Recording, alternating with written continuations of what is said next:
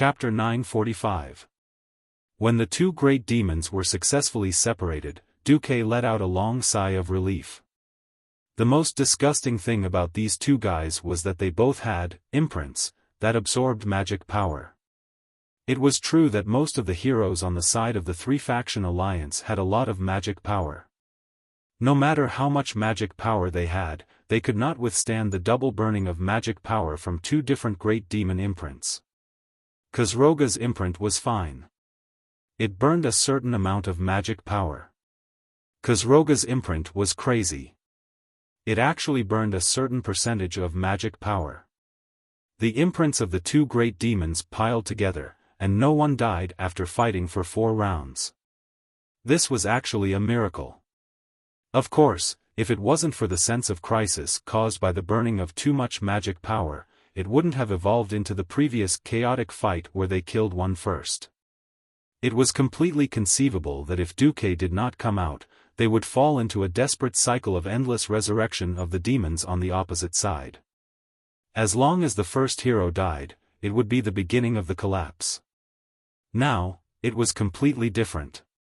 The changes brought about by the difference in the details were immediately felt when the first imprint descended 30 seconds after the start of the battle.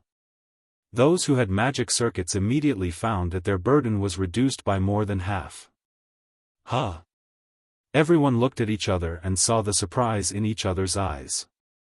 In the previous few battles, because the imprints descended on all the strong people at the same time, no one felt any difference. Now, it was completely different. Moreover, the distribution of combat power was also very interesting. It seemed that the number of people on both sides was the same, and the attacks seemed to be similar. In fact, the heroes fighting against Kozroga basically did not use skills to attack. On Kozroga's side, except for Crazy Old Bull and Grom, who did not have magic circuits, who were attacking with all their might, the rest of the people were slacking. The real focus was on Duque's side. Whether it was Duque, Jaina, Ronan, Caponia, or Solarian, they were all firing with all their might. Compared to Kael'thas, who was only good at fire magic, the other pharaoh mainly focused on arcane magic, so they had more magic power. The storm of magic bombarded Kozroga's body, causing the huge demon to groan in pain. Luo Ning's arcane bomb hit his shoulder, shattering his pauldron. Without giving him any time to catch his breath, Jaina shot a frost arrow with all her might and completely froze his leg that was bent like a goat's leg. Less than a tenth of a second later, Duque's layered arcane shock blasted Kozroga's entire body backward and fell down. However, because his left leg was frozen, his huge body fell to the ground in a very comical manner, and his left leg was crushed underneath. Humph! Sylvanas exhaled and jumped into the air.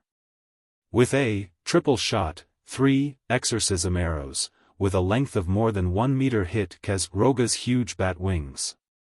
Wajin, who had been waiting for an opportunity for a long time, rushed forward on the spot. The Dark Spear Troll's enchanted spear directly pierced through the Demon Lord's palm and nailed it to the ground. Initially, Mograine wanted to follow up with another slash. At this moment, Duque suddenly shouted, "Switch targets."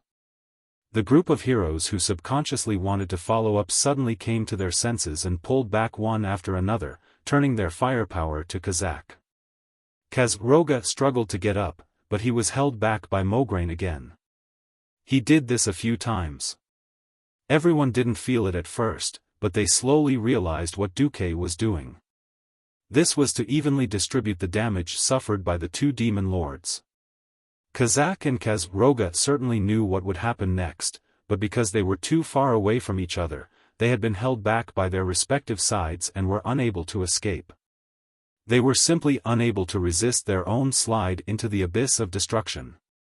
In Duque's retina, Duque, who had the leader template loaded, constantly fine-tuned the data with his will.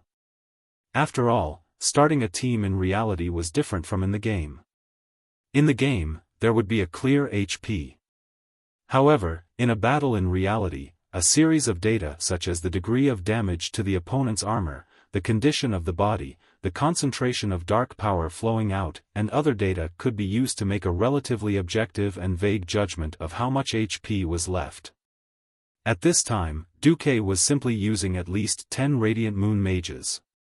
He was also constantly commanding the overall situation and adjusting the distribution of combat power. This was not an easy task. In the game, Duque could use his identity as a team leader to teach disobedient team members a lesson. In reality, Duque couldn't stop the Little Prince of Death from going crazy. For example, Grom Hellscream.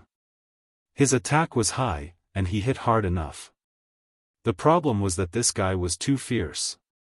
In the end, it was Cain who used his Berserker warrior body to carry the monster. Grom was so fierce that Cain couldn't even hold him back. Kazak ignored the huge and unsightly Minotaur chief and chased after Grom, slashing at him in a daze.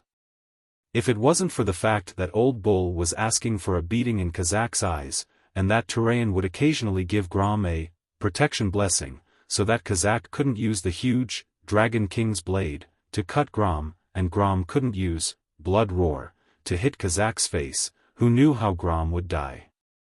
Well, this guy was the kind of guy who would run out of his coffin even if he didn't die completely. Realizing that it was Turayan who stopped him and Kazak from hurting each other, Grom had the nerve to glare at Turayan fiercely. Okay, I'll change the description. Grom was the kind of guy who couldn't even be suppressed by a coffin. Finally, the time was right. Pull him together, Duque ordered. The two guys who were pulling the Demon Lord moved at the same time. Cain suddenly slammed into Kazak, using his totem pole to push away Kazak's claws. Then, he rushed over and hugged Kazak's waist. Even though he was less than half Kazak's height, he did something that no one could imagine. Cain slammed into Karzak, then turned around nimbly. In less than a second, he appeared behind Karzak, grabbed the root of Karzak's right wing with one hand, and grabbed Karzak's belt with the other. This was, lifting him up high. On the other side, Mograine directly used Ashbringer as a small hammer and hammered it into Kazak's chest. At the same time, the two demon lords, who weighed more than 10 tons, flew up. With the momentum of Mars colliding with Earth, they each crossed a distance of 100 meters and crashed into each other. The two greater demons screamed at the same time. They had just raised their claws in an attempt to break free from the awkward situation of the collision, but it was at this time that a figure in a blue and white robe appeared on their shoulders. He held a staff in one hand and a sword in the other. Duque smiled faintly. "Yo, you might die if I swing my sword." Chapter 946. If he didn't show off after getting the first kill, he would be letting himself down. Of course, to the outside world, Duque could claim that it was to set an example and confidence for everyone in the upcoming Archaran War. Anyway, that was it. When the two demon lords collided and even their pauldrons were tangled together, Duque stood on Kazak's shoulder with his left leg and stepped on Roga's pauldron with his right foot, putting on a very cool pose. And the unknown holy sword in his hand was a great threat to the two demon lords. In the entire universe, nothing could stimulate the demons more than a holy sword full of righteous energy. Strictly speaking, Duque's holy sword was a smaller version of Quell Zaram. It was a top-grade item from the Pantheon. Without hesitation, Kazak and Roga simultaneously defined Duque, who was close to their vitals, as the most dangerous existence. They slapped their giant three-fingered claws at Duque. Who knew? Just before the two violent palms almost hit Duque, Duque smirked. "Sorry, I lied to you." After saying that, he ran away in an extremely irresponsible manner. He really teleported away. With a flash, he ran away again.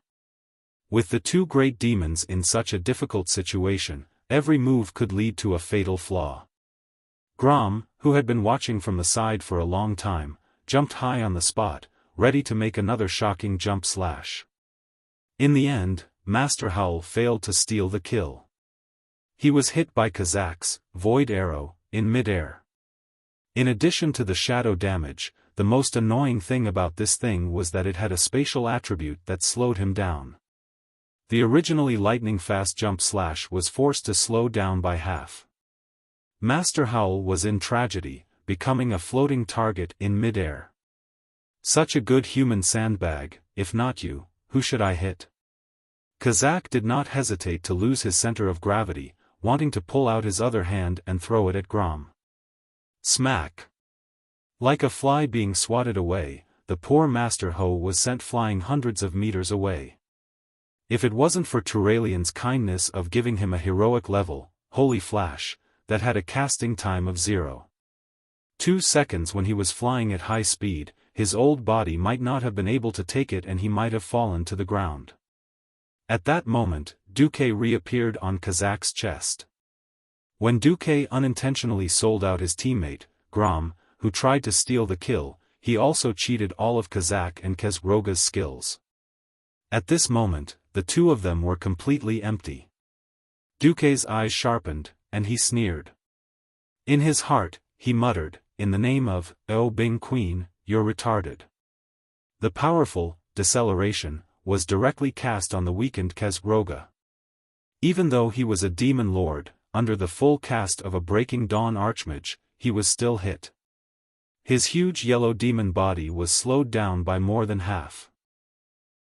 On the other side, looking at Kazak's ugly face that he had seen more than once, Duque could not help but think of the time when this guy sneaked into Karazhan and almost destroyed his home.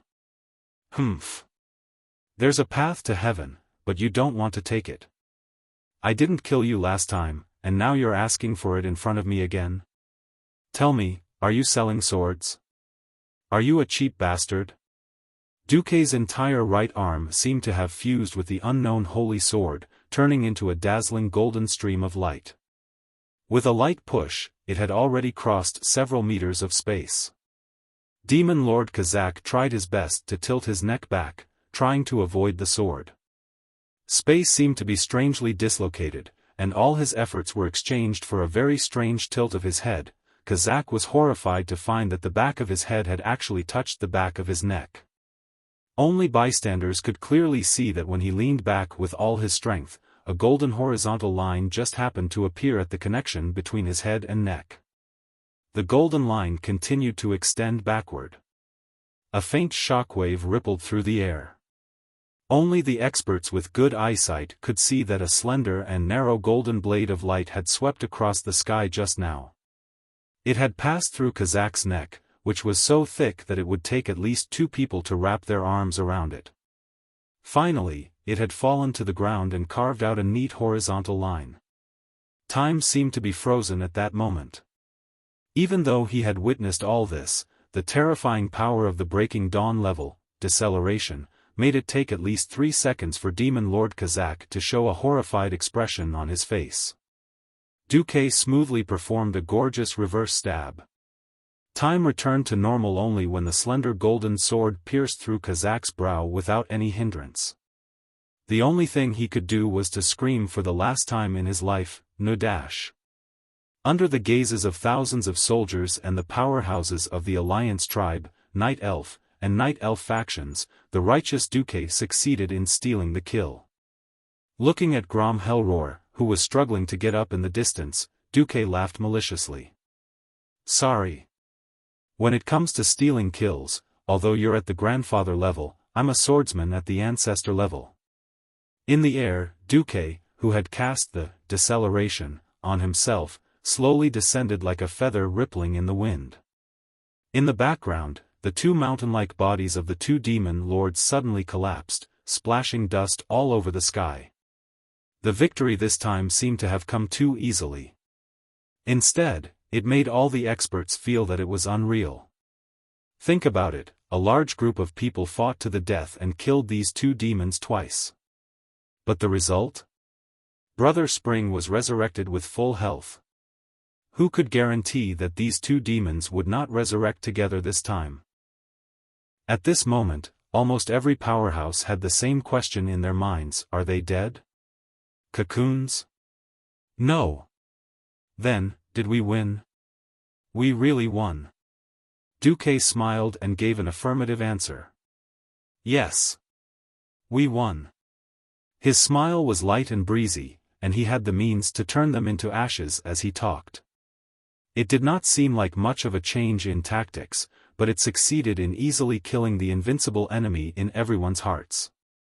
What kind of wisdom was this? What kind of calmness was this? Every powerhouse was shocked. Very strangely, everyone suddenly wanted to see the two terrifying demons jump up and shout, "Let's fight for another 300 rounds, or something." However, this was impossible. The two huge corpses just lay there quietly, becoming another backdrop for Duque's undefeated legend. At this time, Duque waved to Tyrant. Come, please loot the corpses. Oh, and count the spoils." Tyrant was a little stunned. Me? Chapter 947.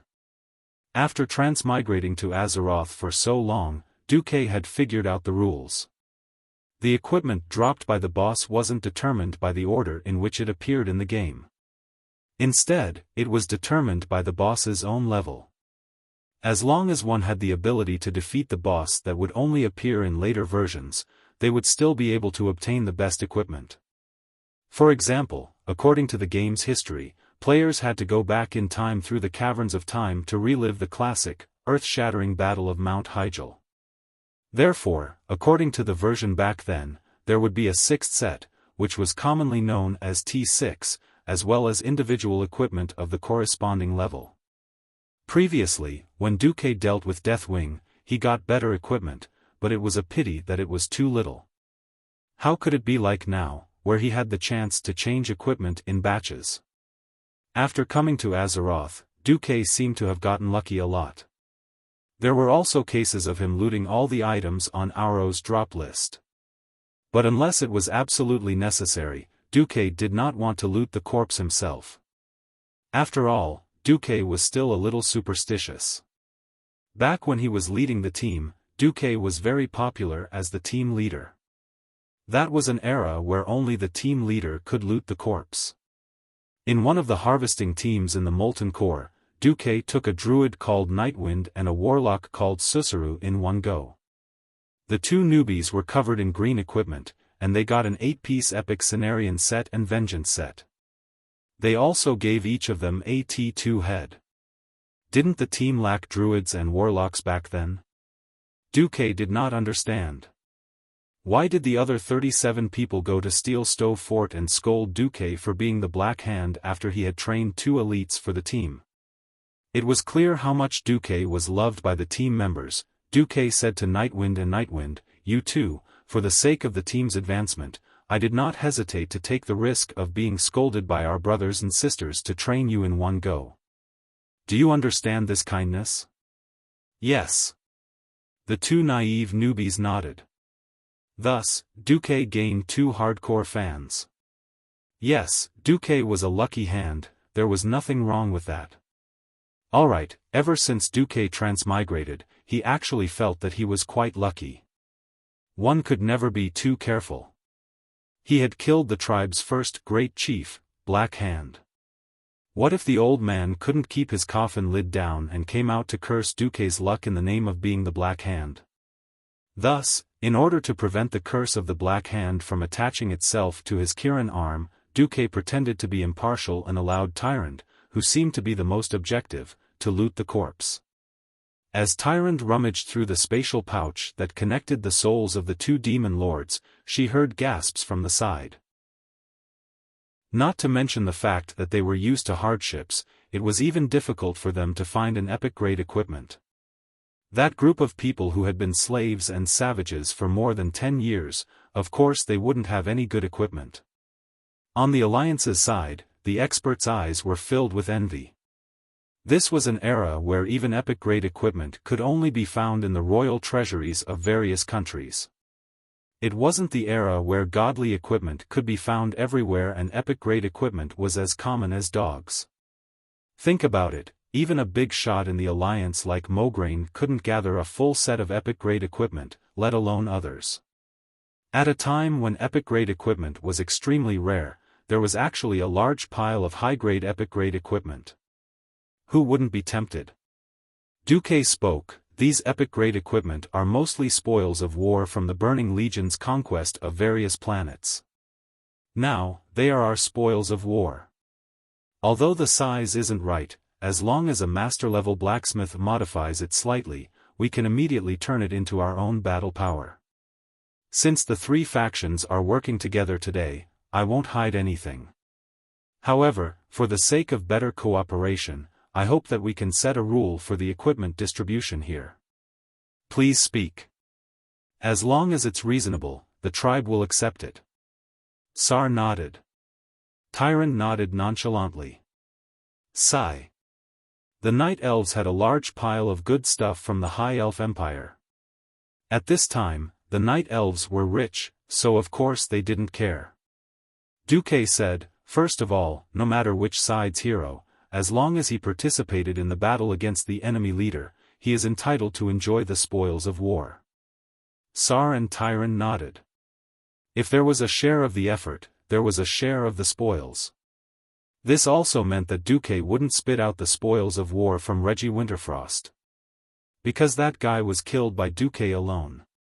Secondly, the spoils of war will be distributed according to the principle of priority. If someone from the three factions needs that equipment, they will have priority to discuss it. If the discussion fails, the dice will be thrown to decide. After saying that, Duque threw a handful of 5 dice to the ground. Everyone can check the dice. Sar didn't move, but Wujin checked it carefully, weighed it, and then nodded. Finally, about the proportion of equipment distribution. I don't want to divide it according to who is strong or weak or who made the last blow. Those who are capable of participating in the siege against the enemy leader can have a share after the battle, regardless of whether they are dead or alive. Duque's proposal naturally sounded like the Alliance had the advantage, because the Alliance had the most heroes. In fact, Sar could tell at a glance that it wasn't a big problem. He ignored Tyrant, the only seedling of the Night Elves. The Horde had fewer heroes. But one look at their professions and you could tell that the Horde were all warriors. Sar hadn't become a shaman yet and was still a warrior. Wujin was also mainly a melee fighter, not to mention Grom, Kane, Varrock, and Brock, who were all muscular men. On the other hand, on the Alliance's side, all melee fighters were paladins. In other words, as long as the Horde took all the plate armor of the warriors, or left 1 or 2 of the most inconspicuous ones for the Alliance, there would be no problem. Duque's distribution plan seemed to have a lot of rules, and the benefits that should be given to the Horde were not reduced. Coincidentally, when he killed Auro, he didn't drop a single piece of warrior equipment. Duque let the others show it off, and that was it. He killed Ansaron and 5 Dreadlords, as well as the Abyssal Lord Asgalar, and the 2 Demon Lords Kazak and Kazroga. He had looted over 30 pieces of epic equipment in total. Maybe it was because Kazak and Kazroga had doubled their equipment, but the gloves that could theoretically be exchanged for a T6 set actually dropped 4 pieces of each type. The Horde didn't know what these things, which looked like they were made of scrap metal, were used for. In the end, Duque quietly took all 4 of the Forgotten Guardian gloves, which were used by warriors, hunters, and shamans, and gave them to Queen Sylvie and Lilith, as well as Aurelia and Sasha, who would be returning in the future. In exchange, Duque took out the blood-stained pauldrons, and berserk shackles, which were specially used by berserkers, and gave them to Grom.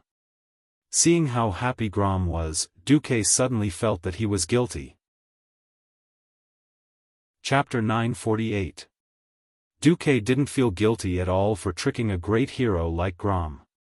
The biggest difference between individual pieces and set pieces was, of course, not the attributes of the individual pieces, but the bonus after a certain number of pieces of the set. It could be attributes or skills. With a complete set, there would be no problem at all in defeating monsters of the same level.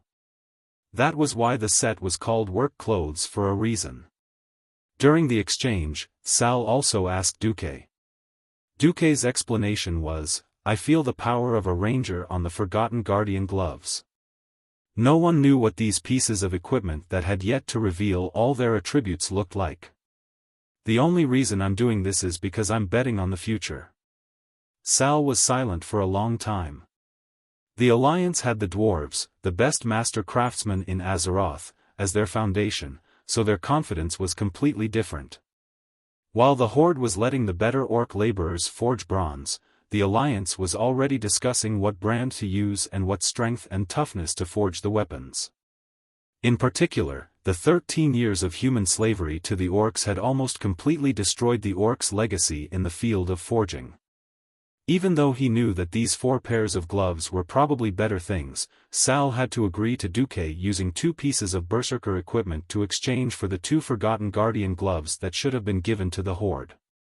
Because ready-made equipment could form an immediate combat power. Of course, the more important reason why Sal agreed to the exchange was that Duque had saved Grom's life in the Battle of Manaroth. Compared to the life of the Horde's #1 warrior and the life of a chief who was the core of the Horde, losing a little in terms of equipment wasn't a big deal. That was why in the afternoon, when Duque asked Bulang to forge the Forgotten Guardian gloves into Golan Wanderer gloves that could be used by rangers, Sal didn't think much of it. The orc heroes all felt that it didn't matter even if Duque took advantage of them. After all, without Duque to lead them, they might have all been wiped out in the last battle. How could they have defeated the boss and split the equipment? Sal would never know that the dirty Duque had already calculated it. In theory, Archimonde would also drop the Forgotten Guardian helmet. After killing Kazak and Kazroga, the 2 Burning Legion leaders who had inexplicably turned into Gemini mode, the Burning Legion's offensive became silent. At this moment, the Horde and the Night Elves were in an argument. In this era, if 30% of the troops were still able to remain standing, they would already be considered elites. In reality, the Horde's losses had reached 40%. The Alliance's side was slightly better at 25%. But the more modern Alliance had already used up 80% of their ammunition. In truth, the Alliance's combat strength had dropped even more. The only reason he was able to hold on until now was because of his last breath. The reason for the dispute was that the tribe couldn't hold on any longer and asked if they could evacuate some of their people first. Many tribal chiefs felt that the tribe had paid enough and that it was time to retreat. Otherwise, even if they won this world war, they would still lose the next battle for survival. One had to know that the Horde not only had the Alliance as their enemy, but even in Durotar itself, the Horde still had to face the Centaurs and Boars, 2 huge races with a total of more than 100,000 people. Tyrant, on the other hand, hoped that the Alliance and the Horde would hold the line until Malfurion was fully prepared. Sal suggested, "Anyway, the Night Elves just want us to stall for time, right? Then leave 10,000 elites in the tribe?" Tyrant argued, "What if the remaining people can't hold on?"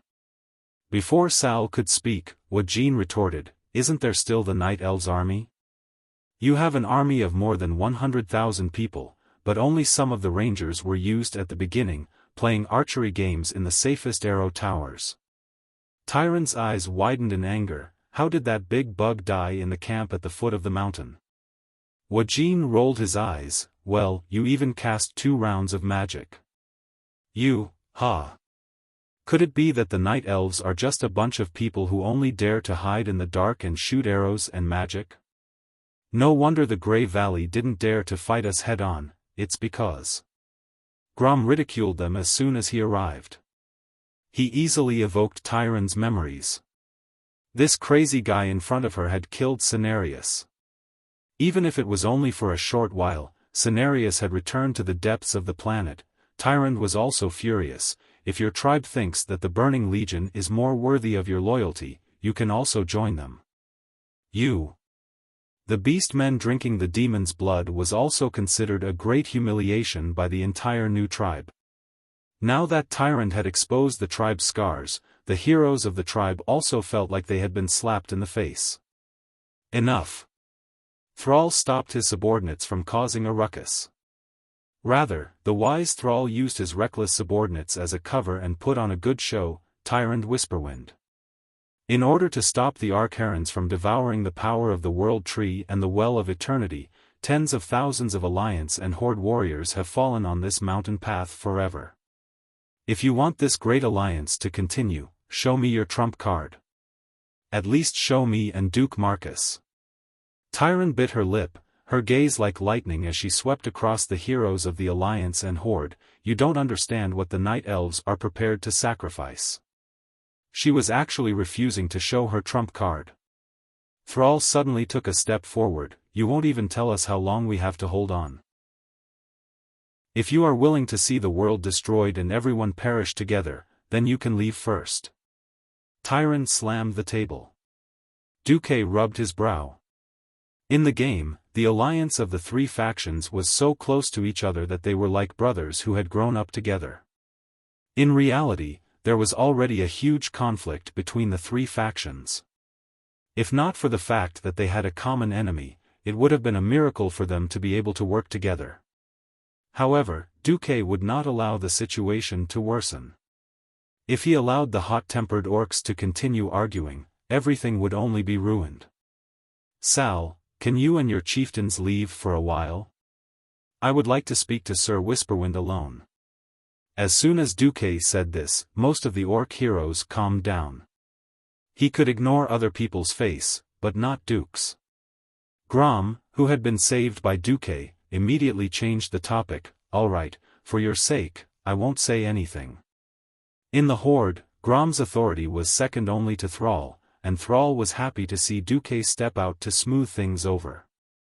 Soon, only Duque and Tyrant were left in the large meeting room.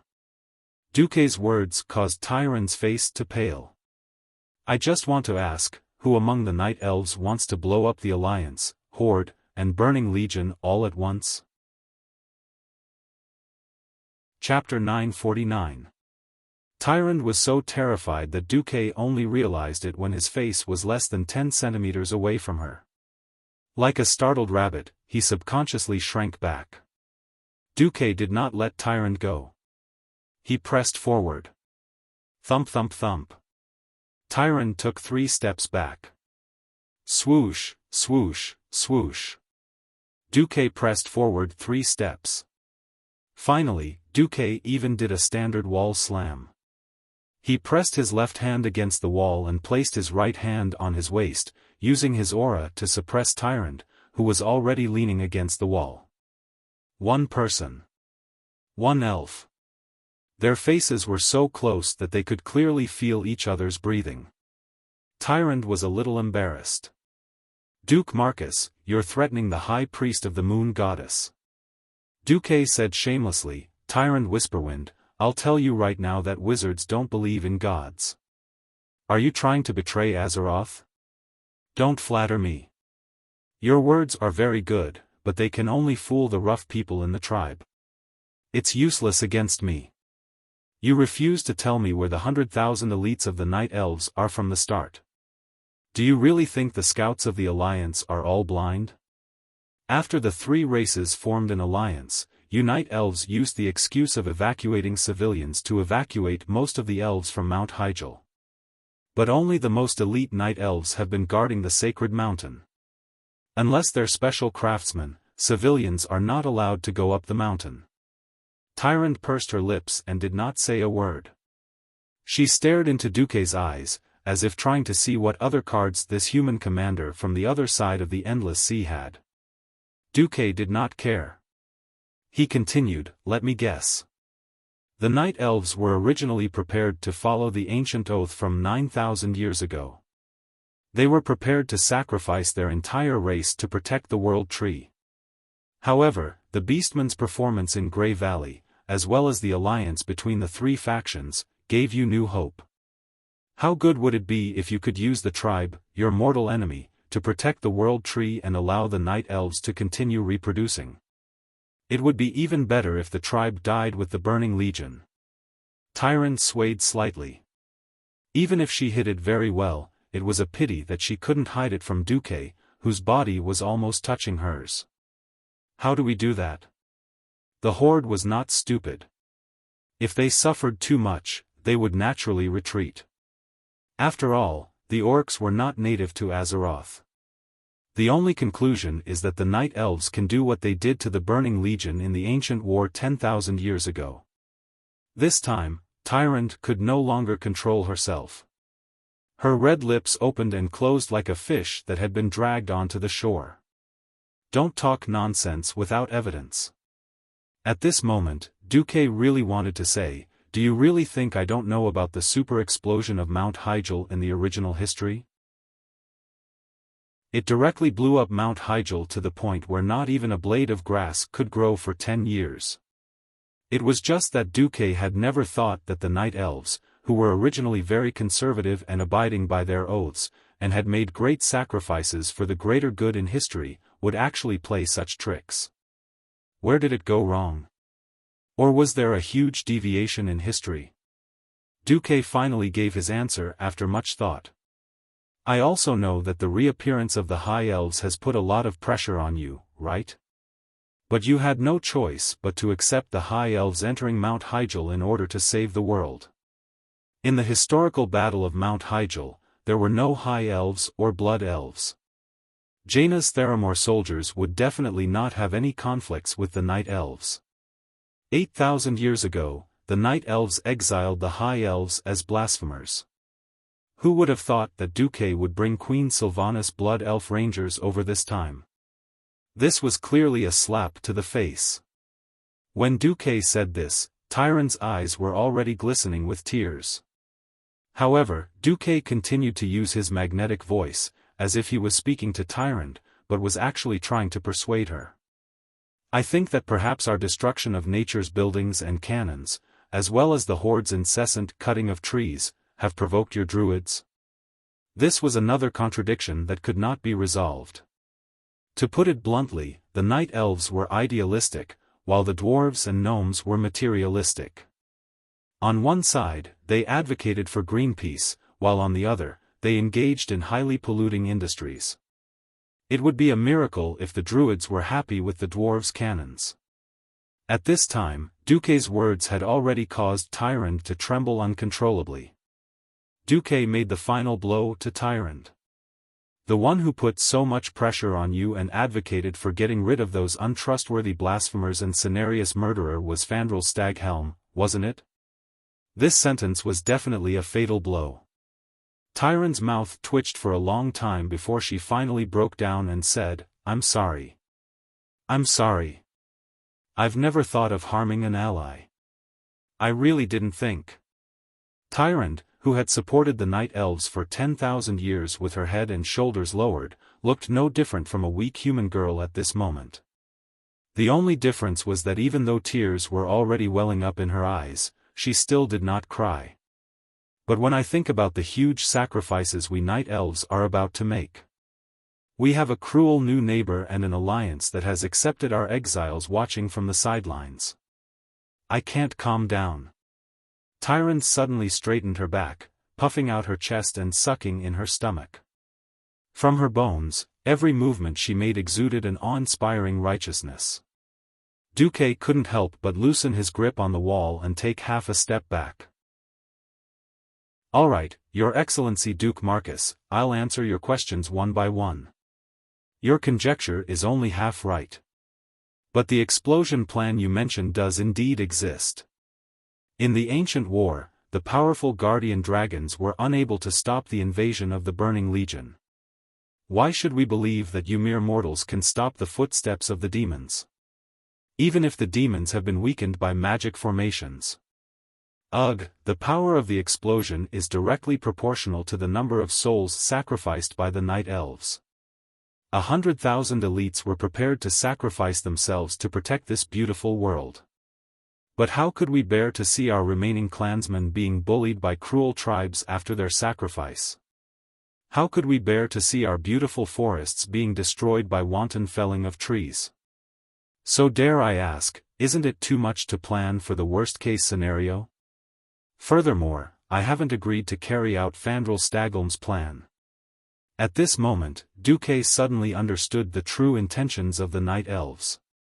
They were kinder than he had imagined. Chapter 950. Archdruid Fandral Staghelm was an ancient night elf with a reputation that spread far and wide. He was already a prominent member of the Cenarian Circle when he was young. Staghelm's tall stature and fiery temper made him a difficult and powerful druid in the eyes of the world. He often talked back to his master because of that, but Malfurion named him as one of the most talented students among all of his students. Similarly, Fandral was a representative of the radical faction in the Cenarian Circle. Under Duque's probing interrogation, Tyrant had no choice but to confess. This time, the power of the radical faction had affected the strategy that Tyrant and Malfurion had decided on. Although Tyrant had used a lot of modifiers and changed parts of the content to cover up Fandral Staghelm's radical words, her efforts did not escape the detection of the System Elf. The incredibly arrogant System Elf even had a function similar to a lie detector. Based on Tyrant's heartbeat, speech speed, tone of voice, dilation of pupils and other objective data, as well as the slang of the High Elves' Salis language, it was able to make a reverse inference. After all, as a branch of the Darnassus language of the Night Elves, Salis and many things were similar to Darnassus. Of course, in the eyes of the proud High Elves and Blood Elves, mixing Salis and Darnassus together was an abnormally foolish and impudent move. Tyrant would never have dreamed that a young man like Duque, who looked to be in his 20s, would actually understand Darnassus and be proficient in the illusions within it. Just like that, no matter how Tyrant tried to hide it, the System Elf was able to reproduce Fandral's original words. Those incompetent beast-men only know how to kill our brethren and burn our forests. The first wave of attacks from the enemy caused them to lose the camp that they had cut down tens of thousands of century-old trees to build. I really don't understand why Tyrant Whisperwind would choose to trust those cruel green-skinned beasts. Is it because she believes in a so-called prophet who has been resurrected? O God of nature, we can't even be sure if Medivh is still serving the Burning Legion. What we can be sure of is that it was the weak Medivh who personally opened the dark portal and started the calamity of destruction. Alliance? Oh. The humans who seem to have crossed the sea to help us are good helpers? This is great. They even grandly brought along those who called themselves Sin, Dorii, but were actually blasphemers who called themselves Quell, Dorii. He still remembered that their abuse of arcane magic led to the invasion of the Burning Legion and the collapse of ancient Kalimdor. Countless night elves were massacred by the demons. Therefore, as early as 8,000 years ago, using arcane magic was already a crime punishable by death. We don't need reinforcements. Instead of trusting the greenskins who so recently raised their blades against our brethren, murdered Cenarius and destroyed our forests. It's better to use our own power to guard Mount Hyjal from the beginning than to trust those alliances that abuse magic like Quell, Dorii. The Alliance and the Horde are willing to protect Mount Hyjal together? Very well, if they really wanted to, they could set up a formation near the foot of the mountain. It didn't matter if they died fighting for the world or if they once again joined the Burning Legion. None of this will affect our defense plan. In the worst-case scenario, when they become traitors to Azeroth, we can activate the ultimate plan and completely destroy them along with the demons. When Tyrant forced the Night Elves to set up a defensive line halfway up the mountain, Fandral spoke again. I don't believe in their will to fight. Of course, if they threaten to retreat, we will close the teleportation passage to Mount Hyjal and force them to fight to the death with the Burning Legion. This way, whether they fight to the death with the Burning Legion or become the minions of the demons in the end, it makes no difference to us Night Elves. When the system repeated Fandral's words, Duque felt as if he was forced to eat a slime monster like it was jelly. It was disgusting. Damn it, I've been with the humans for too long. I actually forgot that Fandral was so protective of his people that he went crazy. In the end, he completely fell into depravity and kept courting death.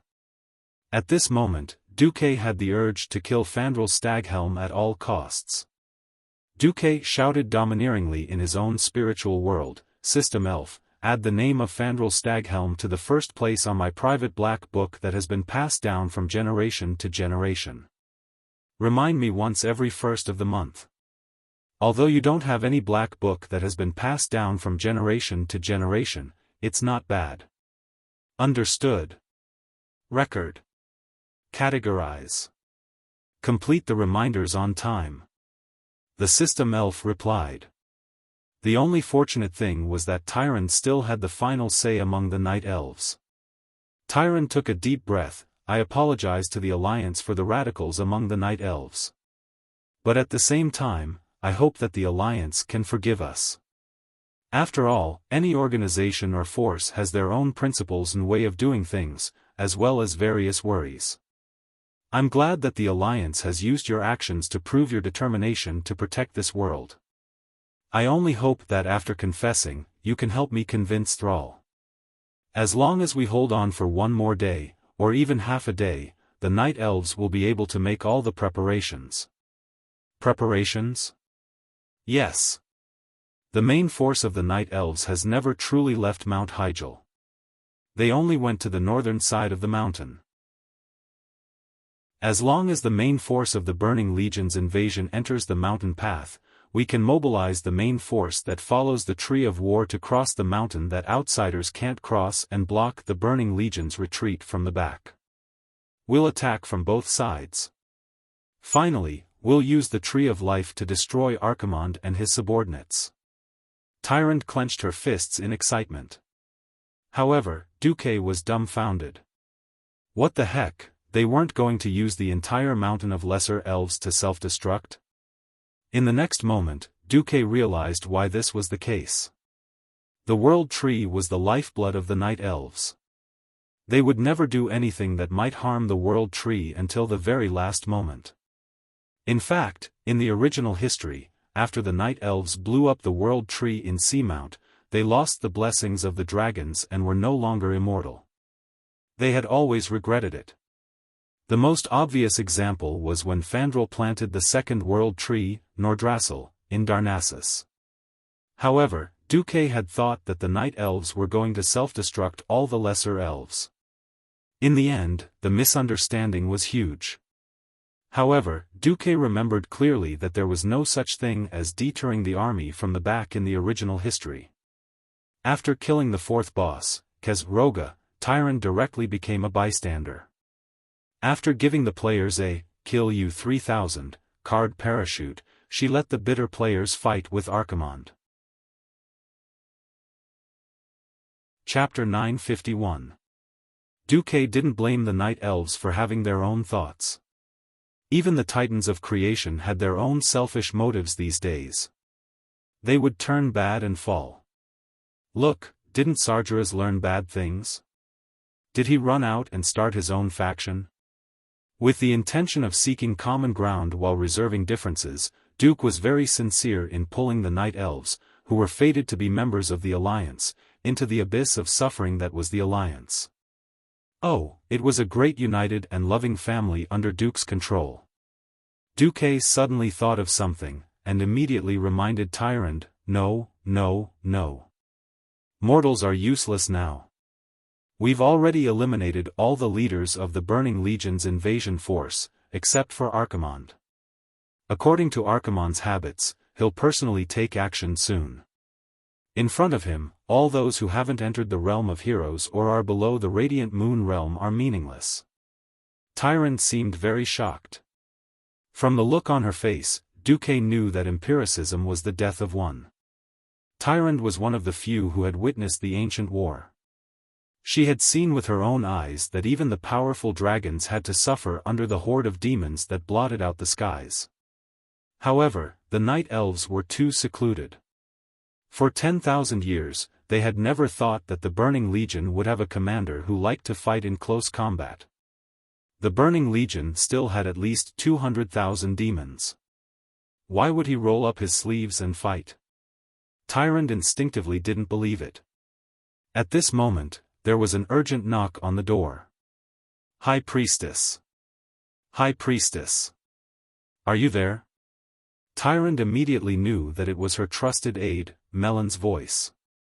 Come in. As a high-ranked priestess of the Moon Lady Church, Melland was definitely one of the best in terms of appearance and martial arts. Melland practically rushed in. Even though she tried to control her emotions, her face and eyes were filled with anxiety and fear. Ignoring Duque's presence, or perhaps assuming that Duque did not understand the ancient language of Darnassus, Melland nodded at Duque and quickly walked to Tyrant's side. Our ambush team has been discovered. The main force of the Burning Legion attacked our forces, and we can confirm that Archimonde was personally involved. Lord Shimurian has activated his ultimate combat technique. Based on initial judgment, Arkharens is not injured. Tyrant's face paled in an instant.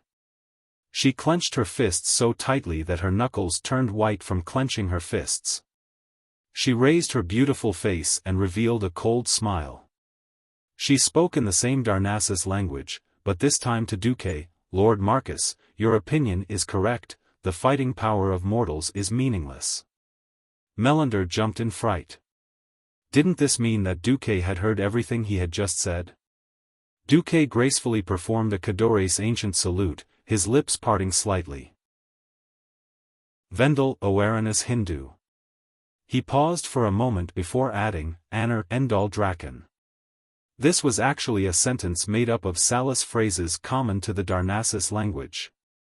When put together, the meaning was, may the heavens have mercy on us and forget this failure. May we have the courage of a dragon to face new challenges. Duque's words were gentle and kind, filled with wisdom and determination to fight against evil. For a moment, the two priests almost thought that they were facing the wise demigod Cenarius instead of a young human. Tyrant and Melland crossed their arms in front of their chests and placed their fingers on their shoulders. They bowed deeply to Duque and spoke in the human language. In order to not let the sacrifices of our people be in vain, I hope that we can put aside our differences and work together to destroy the demon Archimonde. Greeting each other in the language of the other was already the most formal form of etiquette. In an instant, both sides had an inexplicable sense of goodwill and recognition towards each other. I'll have to trouble the Night Elves to prepare their last resort, Duque sighed. All right. Before that, let's inform the tribe. Duque and Tyrant went out together and told Thrall that the Night Elves' ambush had been wiped out by Archimonde. Thrall, Wajin, and the other chiefs all had very interesting expressions when they heard that the Night Elves' army of 100,000 had been annihilated. Tyrant spoke, the mortals' defense is no longer meaningful. The Night Elves have agreed to the alliance and the tribe's retreat. However, if possible, we still hope that each side can send their strongest to support this battle that will decide the fate of the world. The tribe had a quiet discussion, and the final result was a pleasant surprise for Duke. Apart from Varrock, almost all of the tribe's strongest fighters had chosen to participate in the battle: Thrall, Grom, Kane, Wajin, and Brock. Varrock. Lead the army back to Orgrimmar. If I don't come back, you'll be the next chief of the tribe. As soon as Thrall gave the order, Varrock Salufar cried on the spot, Chief, I never thought that I was made for the position. You have to come back. On the other side, Kane was also instructing his deputy, if I die, let Bane be the chief. The Alliance's side was even more so. The group of strong fighters who had come here were prepared to fight to the end. Those who should stay were all on the Eastern Kingdom's mainland. For example, at this point in time, Varian, who was not very strong yet, Abendus, who stayed behind to assist Queen Kalia, and Magni Bronzebeard did not come. Even the most unexpected situation for Duque had appeared. Jaina was actually instructing Aegwin, if I don't come back, go find Jaina Goldsword. I think she might have a child with my father. If not, he or she is the next king of Kul Tiras. If not, just make one up. Anyway, the legacy of Kul Tiras cannot be broken. Perhaps some people would ask, but Azeroth had been destroyed. What was the point of inheritance? This was related to another secret plan of the Alliance. Before Duque brought the large army to Mount Hyjal, he had announced that if they lost, he hoped that the remaining kings and leaders would lead all the survivors to open the dark portal again and find a way to find a new planet. At the very least, they could let the people take refuge in Draenor first. It was precisely because of this that the countries could send their strongest fighters to participate in the war without any scruples. The sun was setting. The army retreated from the portal like a tide. The tribe returned directly to Duroder. The Alliance soldiers teleported to Theramore. At this time, the strong fighters of the three sects had already gathered around Duque. Queen Sylvie smiled. "Duque, did you foresee this outcome? If everything could be done with foresight, then the so-called life is just thousands of boring journeys dominated by fate. To put it bluntly, there are countless paths in fate, and there is no absolute right or wrong. As long as it is my own choice, I will not regret it." Chapter 952. Half a day ago, at the foot of Mount Hyjal, the winner of a huge battle was decided. The ancient Tree of Life, Shimurian, as the oldest treant that had coexisted with the Night Elves for 10,000 years, it was undoubtedly very powerful. It was a pity that its opponent was Archimonde, the commander of the Burning Legion. Be it in terms of size, strength, or magic, Shimurian did not have an advantage at all. Moreover, the tree folk's natural trait of being slow made it impossible for it to gain any advantage against an opponent of the same size. In front of Archimonde, the old treant that was as tall as a 10-story building was just an extremely huge, punching bag. Ha ha ha. Ha ha ha. Is this the killer move that you've been preparing for 10,000 years? Weak. Weak. Too weak. Being weak is a sin. The outcome of being weak is destruction. Facing Archimonde's maniacal laughter, the old treant shouted, "Every living being on this planet will resist the Burning Legion to the end. Resistance is useless. How would you know if you don't try?" The Tree of Life roared angrily. It moved its thick legs that were as tall as a 3-story house and began to launch its final charge at Archimonde. Not only the old treant, but all the remaining Night Elves in the vicinity launched their final charge at Archimonde. Ha ha ha.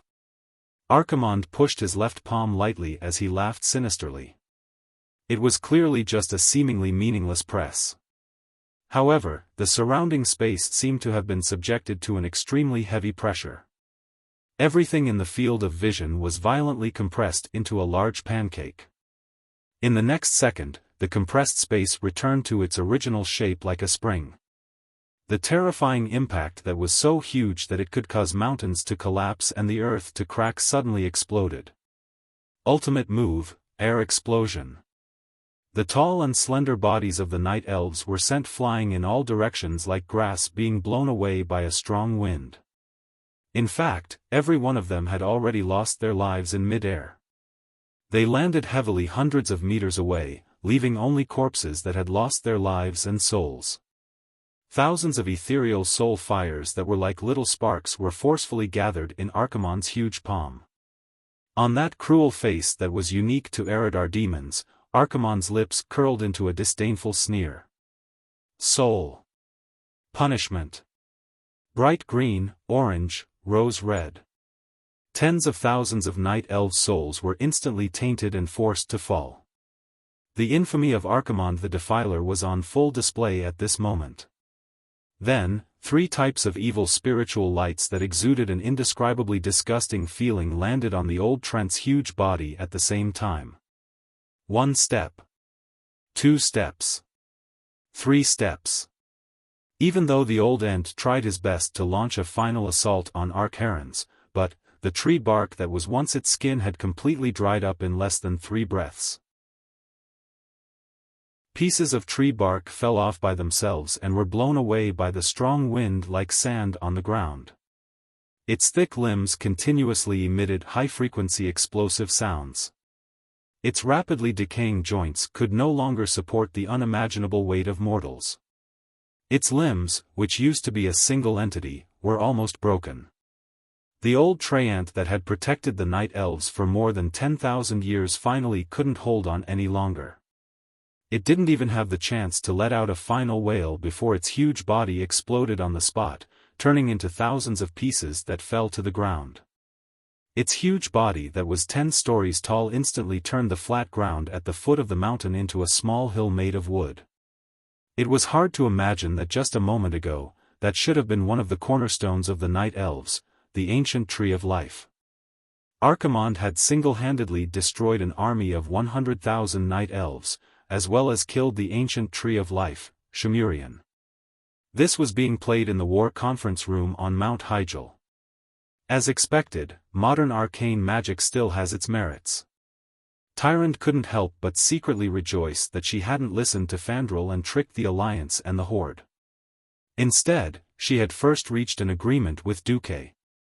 When this video that even the Night Elves couldn't get their hands on was played 3 times by Duque, Thrall realized that his right hand was trembling slightly. This had nothing to do with courage, but was purely the most objective and straightforward reaction of his body and soul. In fact, it wasn't just him.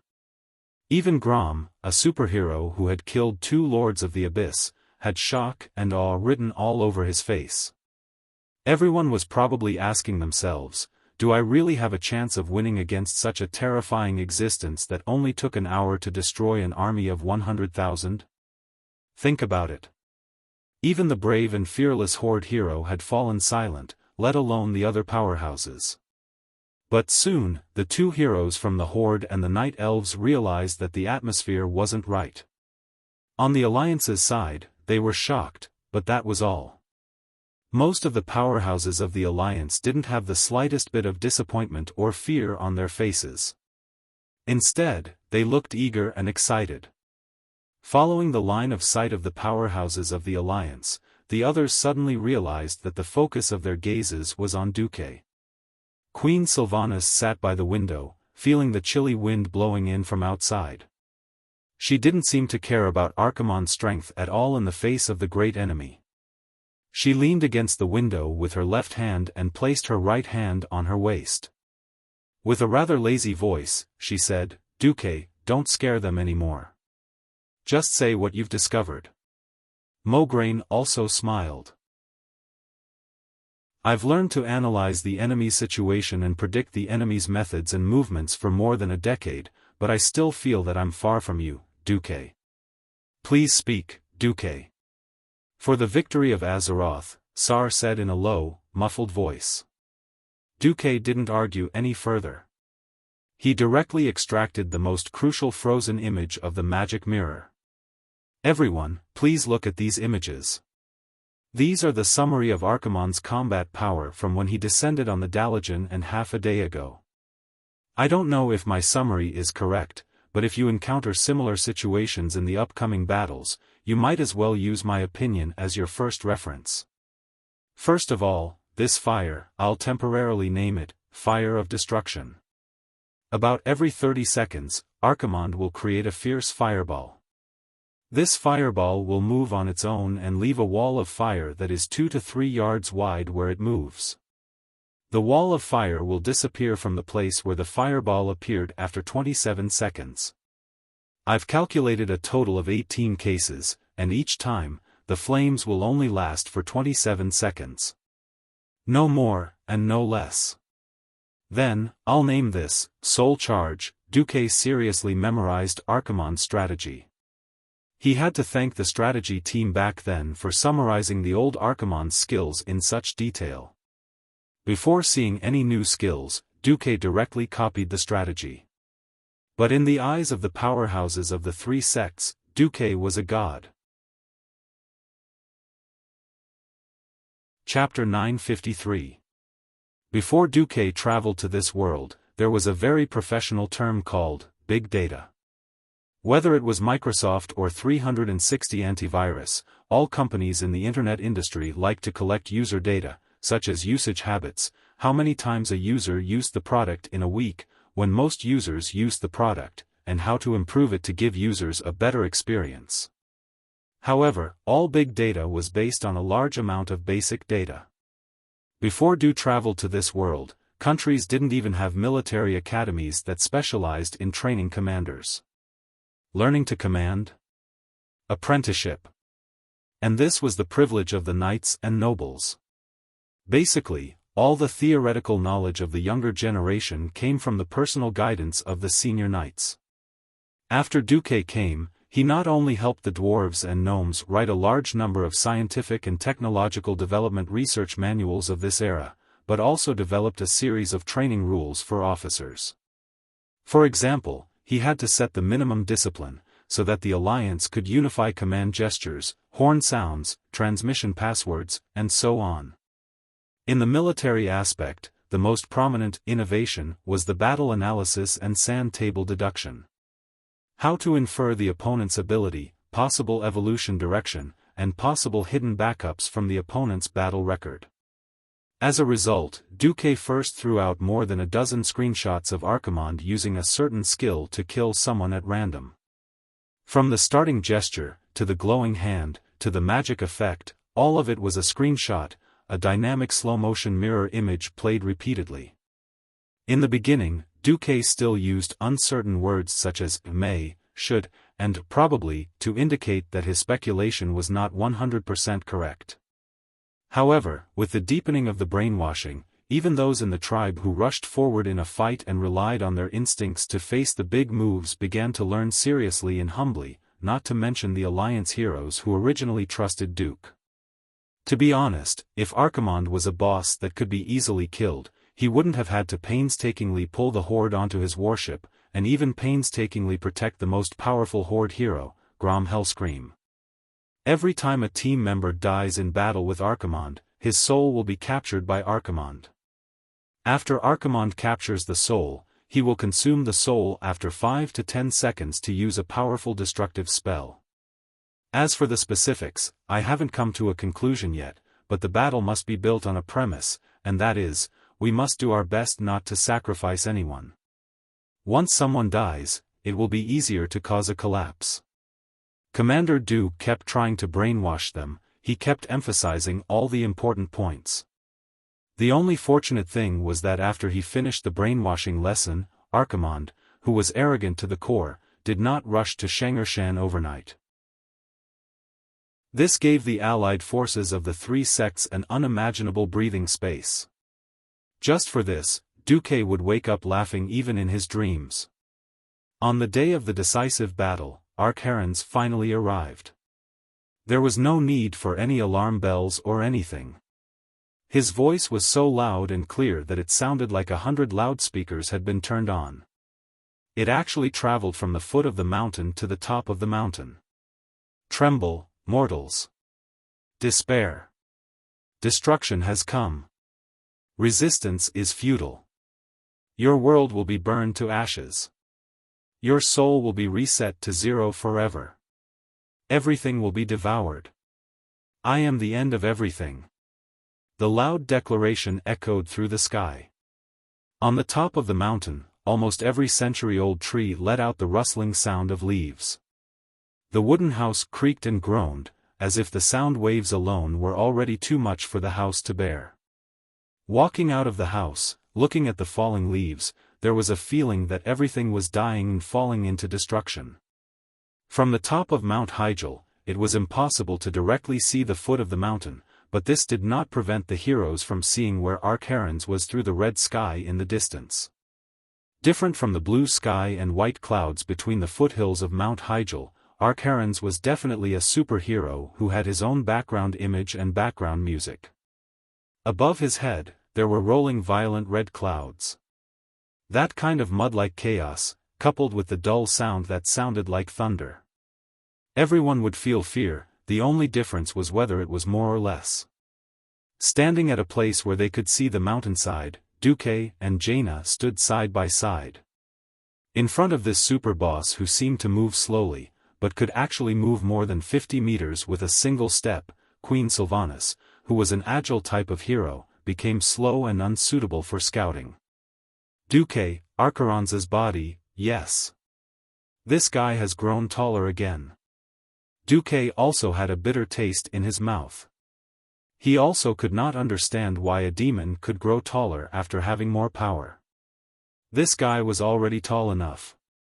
With a height of nearly 100 meters, any titan was just a dwarf in front of him. Alright, after this guy went to the foot of the mountain to play a round of massacre, he had grown to a height of 50 stories when he came back. The power of darkness on his body was so violent and vast. Just the aftermath that flowed out caused the entire mountain path and even the cliffs within a radius of nearly 1,000 meters to wither. The grass instantly withered. The trees decayed in the blink of an eye. Even the black soil that contained more moisture instantly dried up and turned yellow, turning an ominous brownish red. This was very similar to the cursed land near the Door of Darkness. The nearly 20-meter-tall city wall near the mountainside had once caused countless demons to suffer on the spot, but now it was like a toy. With a light kick, Arkharans sent the entire wall flying. Thanks to the astonishing craftsmanship of the dwarven craftsmen and the stronger steel structure, after Arkharans kicked the concrete attached to the steel bar support net did not explode immediately. Instead, it wrapped around Arkharans' feet like silk threads. Just as Duque was wondering if he could use the steel bar to trip the horse, fire of destruction came. The flames that appeared out of thin air under Arkharans' feet easily melted the 100-meter-long steel bar net into molten iron in less than a second. Duque and Jaina were tongue-tied. Tyrant had appeared beside Duque at some point in time. She was riding on one of her signature white tigers.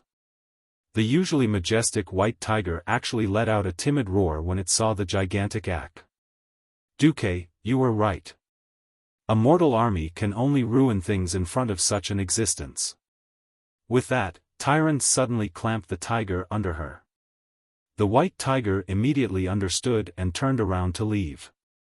Who would have thought that Thrall would come again, riding a giant black wolf that was not much smaller than a water buffalo? Duque. Thank you. At least you didn't let the good men of the tribe die in vain. Chapter 954. Sar left as well. Just as Duque was about to teleport away, Jaina grabbed Duque's hand. Her soft palm was trembling, and there was a faint moisture on it. It was sweat. Duque, will we win? Can mortals really win against such an opponent? Will I really be able to take revenge one day? Facing such an enemy, as long as one was not a lunatic, it was inevitable to feel fear. Looking at Jaina's beautiful eyes, Duque smiled. Yes. He definitely will. And it will happen today. Duque was so certain, and his words were so passionate. That almost unreasonable confidence filled Jaina's heart. Hundreds of meters away, Queen Sylvanas, who was holding a bow and arrow, suddenly saw the two figures beside her suddenly overlap and then instantly separate. Queen Sylvanas spat fiercely. Bastard! If I survive today, I will definitely teach you a lesson. The earth-shaking footsteps were getting closer. Even closer. The closer they got, the more shocking the feeling of the earth shaking and mountains shaking became. The mortal army had all retreated. If Archimonde summoned ordinary demons, they would naturally attack again. If Archimonde was alone, then this would be a stage that belonged only to the strong. Finally, Archimonde's enormous body appeared at the peak of Mount Hyjal, on the stage chosen by the three factions. In front of the 50-story boss, mortals were as insignificant as ants. Ha ha ha. Ha ha ha. I thought that the so-called brave warriors who were fighting against the Burning Legion had all run away in fear. What, your so-called army of hundreds of thousands is only left with these few people? Ha ha ha. Archimonde's maniacal laughter reverberated throughout the entire basin-shaped mountain peak. Even though he was speaking in the Eridar language, Archimonde's words pierced through everyone's minds and into their minds. If mortals were here, they would probably have had a mental breakdown and died. Tyrant was dressed in bright silver armor and rode a white tiger. She walked out of the crowd and shouted in a clear and sonorous voice, "Archimonde! We will destroy you here and today." Huh! A playful expression appeared on Archimonde's mountain-like face. He stretched out a huge finger and hooked it. "What other tricks do you have? Come on, I'll take them all." Next to him, Malfurion shouted, "Accept the punishment of justice." Archimonde the Defiler. The next moment, Archaerons was suddenly surrounded. Amidst the green fog that had appeared out of nowhere, four towering figures that were almost as large as the Archaerons appeared. Upon closer inspection, one would realize that these four mountainous figures were the Ancient Tree of War, the Ancient Tree of Wisdom, and the Ancient Tree of Wind. Treants were a special race that lived in symbiosis with the Night Elves. They had a special and lofty status in the world of the Night Elves. Before this, Malfurion claimed that he could definitely weaken Archimonde. Now, Duque finally understood how he could do it. This was the power of the Emerald Dream. He could summon the ancient trees that had been dead for many years in the real world and lived eternally in the Emerald Dream. He could use the power of the dream to suppress Archimonde to the greatest extent. Obviously, Malfurion and the Treants had succeeded. Countless green spots of light of various sizes emerged from the illusions and directly invaded Archimonde's body. In his field of vision, Archimonde's body, which seemed to be boundless, was shrinking rapidly. It was a very strange scene, as if an iceberg was melting 70 to 80% in a few seconds. After a while, Archimonde's body finally stabilized.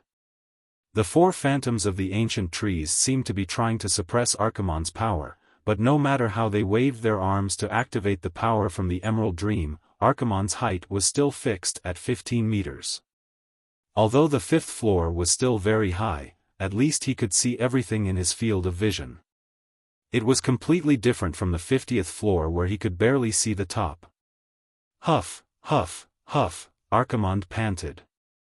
There was no fear on his face at all. Instead, there was an expression of eagerness. As the vanguard of the Burning Legion and the self-proclaimed god of war, Archimonde had never been afraid of the enemy's traps. All he cared about was whether his opponents were strong enough, or whether they could bring him greater pleasure in killing and destroying. He was not surprised that the ants of Azeroth could weaken him to this extent. Instead, he was delighted. Ants, do you think you can defeat me just because you've weakened me? Not enough, it's still not enough. Do you have more surprises for me? The tentacle-like beard on Axe's chin wriggled nimbly, causing the heroines who loved beauty to frown. Malfurion moved closer to Duque. Really, is that all?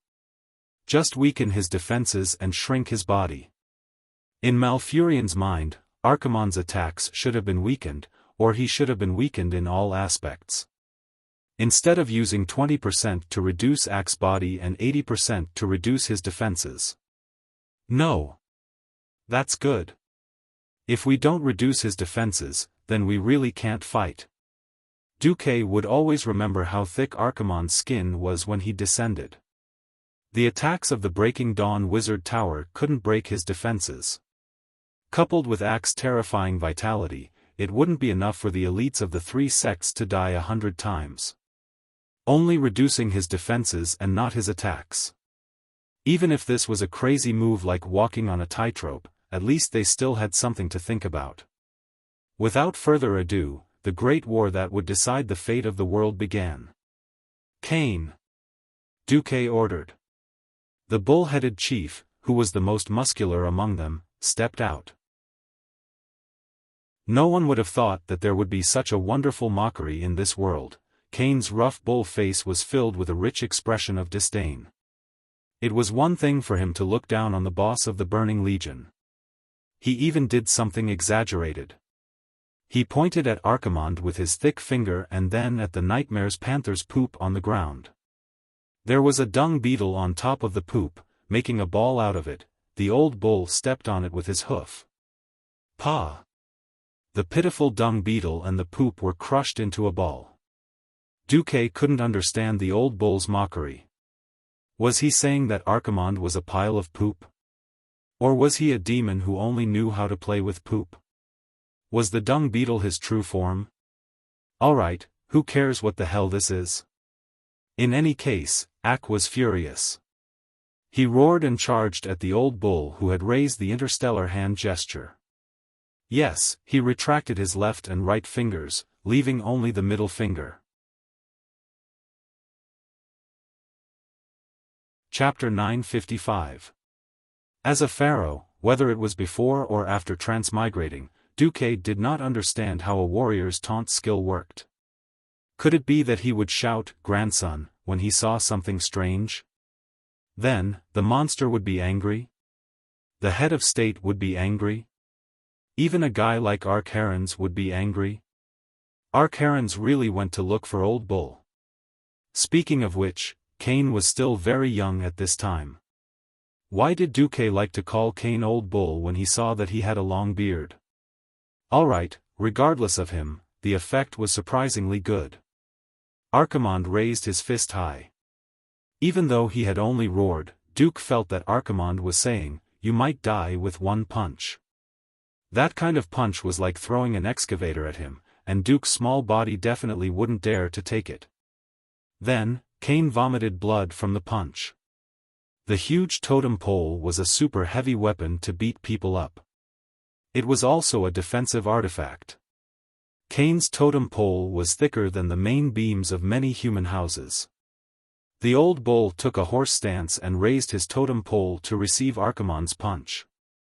The result was that the old bull dug 2 3-meter-long pits on the ground and spat out a small mouthful of blood. This was definitely beyond Duque's imagination. However, this also proved that there was a chance.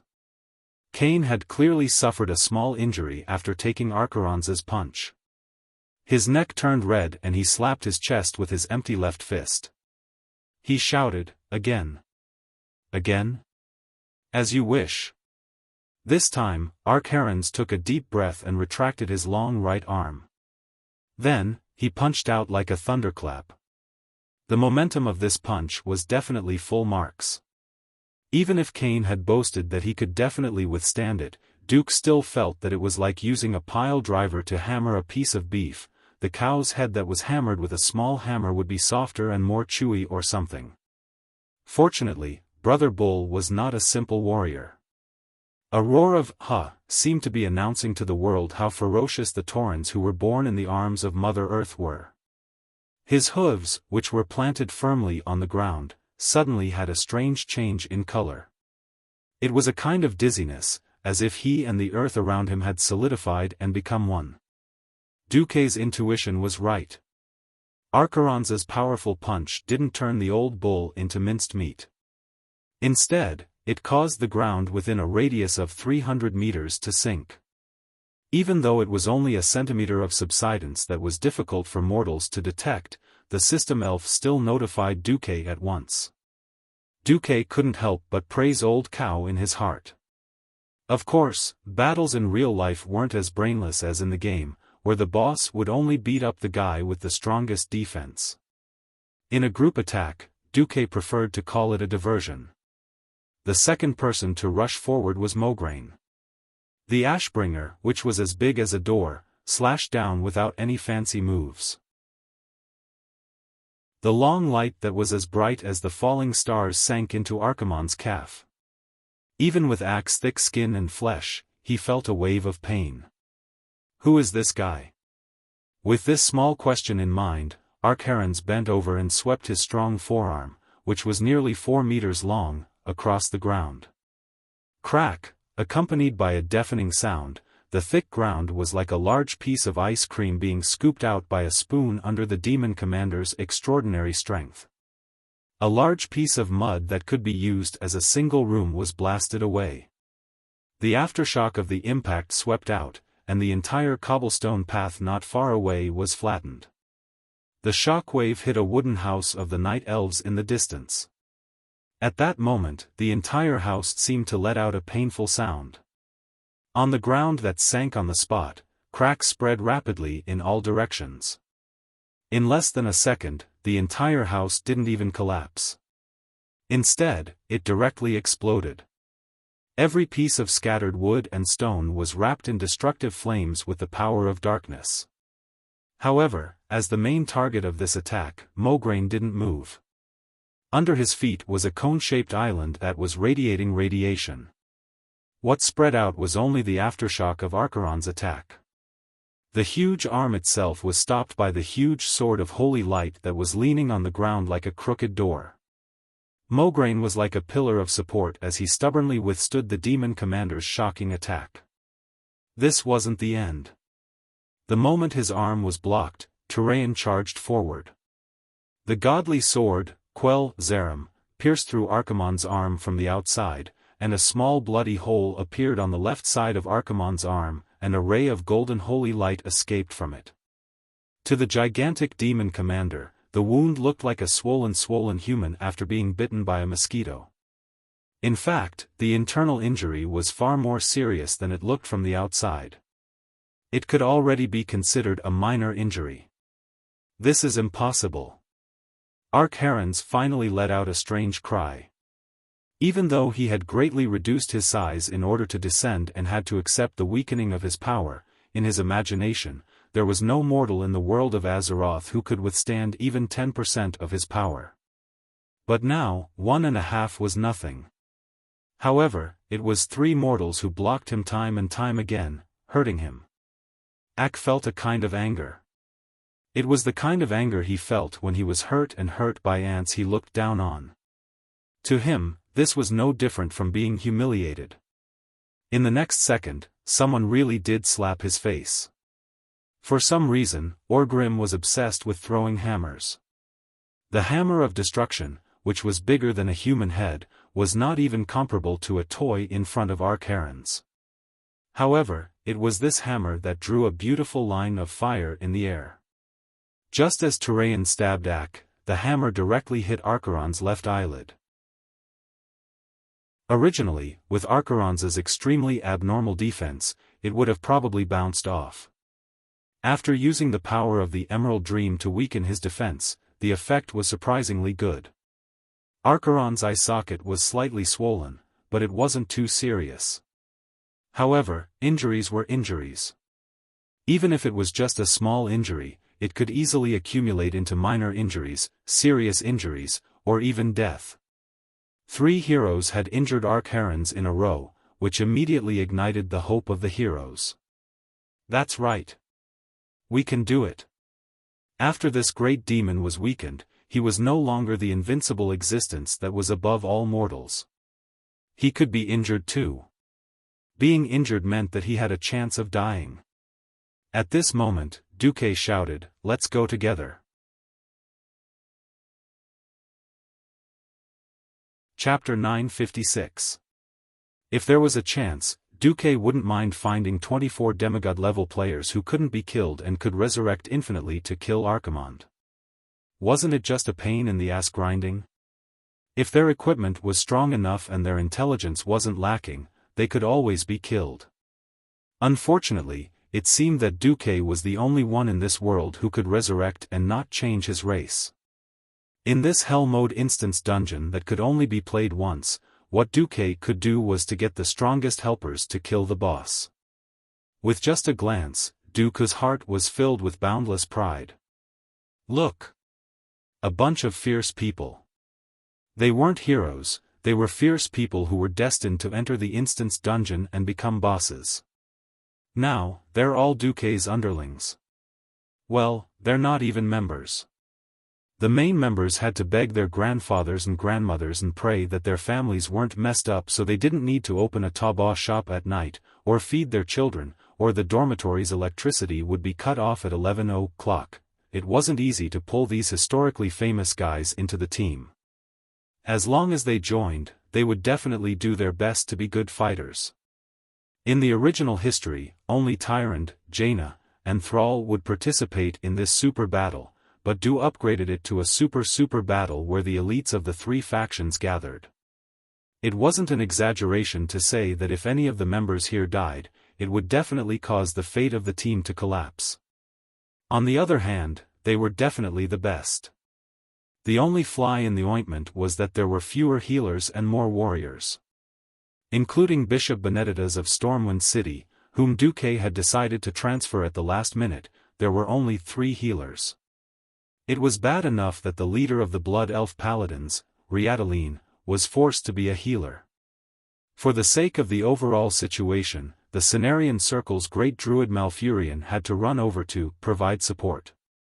Originally, Duque was more worried about the orc heroes. After all, Grom, Thrall, and Brock were all used to fighting head-on. Who would have thought that all 3 orcs would have a talent for dealing with giant creatures? Needless to say, the older generation of orcs who mingled in Draenor in the early years, Lord Howl was a Goron killer. The 10-meter-tall Goron was never a pushover. Brock was also a hunter of large prey. What surprised Duque the most was Sal. He was 2.5 meters tall, but his movements were extremely agile. He was proficient in dodging, turning, rolling, and crawling. One had to know that even though Archimonde had shrunk, he was still as tall as a 5-story building. A simple wave of his hand, a kick, and a fire of destruction, would cause buildings of all sizes to crumble under his attack. Less than a minute after the battle started, the aftermath of the battle had already bulldozed half of the Night Elves' town. The Night Elves had built more than 100 buildings around the World Tree on the summit of Mount Hyjal. What was rare was that even in the face of Archimonde's crazy attack, even in the complex terrain where even Duque himself could not stand firm, Thrall and the other warriors were still able to attack Archimonde without losing their composure. Or cut off his toes, or cut off his sinking arms or body. Every time the giant axe flew, or the flaming hammer smashed, it would definitely bring new wounds to Archimonde. Archimonde was not a fool. When he found that his heavy movements could not catch the warriors jumping around his feet, he first set his eyes on a few healers. Unfortunately, he had found the wrong target. To chase after Malfurion, the great druid first turned into a nightsaber and fled agilely. With magic, he immediately turned into a mountain eagle and flew away.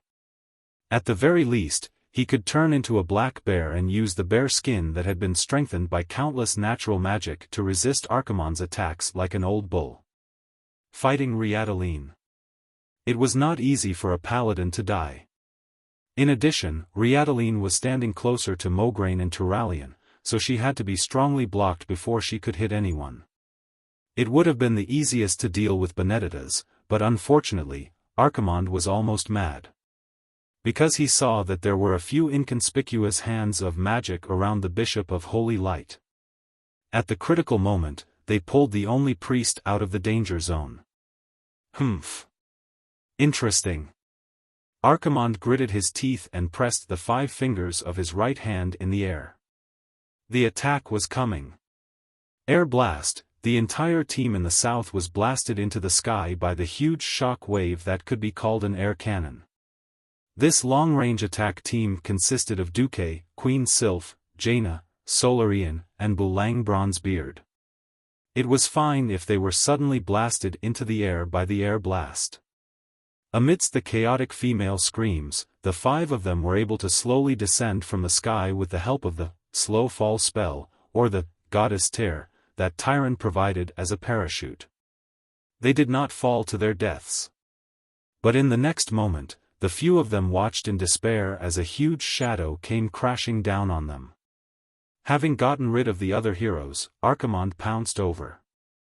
The moment he came up, he gave them a big slap. What did it feel like to be slapped by a huge palm that was at least 2 meters long when opened up? Frankly speaking, it looked like a tsunami. The wide green demonic hand created a sharp sound as it slapped over, like the shrill wail of a banshee.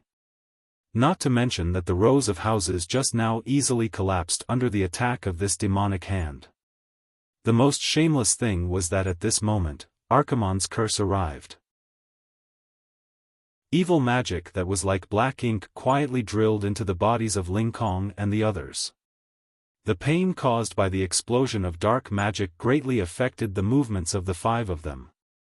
In the air, the 3 mages still had a way to save their lives. However, once Queen Sylph and Belang were caught by the demonic hand, they would be finished. It was completely foreseeable that their bodies, which were incomparably delicate compared to the Oxhead chief, would definitely be crushed in an instant. In fact, even for the three mages, it was extremely difficult for them to dodge in midair that was filled with dark power. The most terrifying thing was that once someone was sacrificed, soul recharge would come immediately after. When the heroes fell apart, the shadow of the world's destruction was almost right in front of them. At this time, the only one who could save the situation was Duque. Suddenly, 4 of the lowest level, arcane impact, were unleashed. Of course, this kind of attack could not cause much damage to the 4 powerhouses, but the precisely calculated impact force allowed the 4 to perfectly dodge Archimonde's sweep. However, one of them was caught. Duque. Shock was written all over the faces of the heroes. "I've caught a big fish." Archimonde laughed sinisterly. "No, I've caught you." Duque laughed coldly. Chapter 957. Duque's voice was very soft. Apart from him and Archimonde, no one else heard him at all. The old comrades who knew Duque didn't understand why Duque would be captured, but the heroes who didn't know Duque were so scared that their faces turned green. The Night Elves and the Horde knew that the link between the 3 factions was Duque. Duque was the planner, and Duque was the commander. Duque was the key figure in the Battle of Mount Hyjal. If he died soon after the battle started, the battle would be over. On the other side, Tyrande was ready to use her ultimate move. Before she could activate Starfall, the Horde moved faster. Thrall had just given him a look, and Lord Howl's signature jump slash was used. Grom Hellroar raised, Blood Howl, high, ready to cut off Archimonde's fingers to save him. The next second, Grom's face darkened. Because he only jumped halfway when he saw another Duque. More than one person noticed that Duque was actually holding Sylvanas' slender legs with one hand and letting her sit on his shoulder.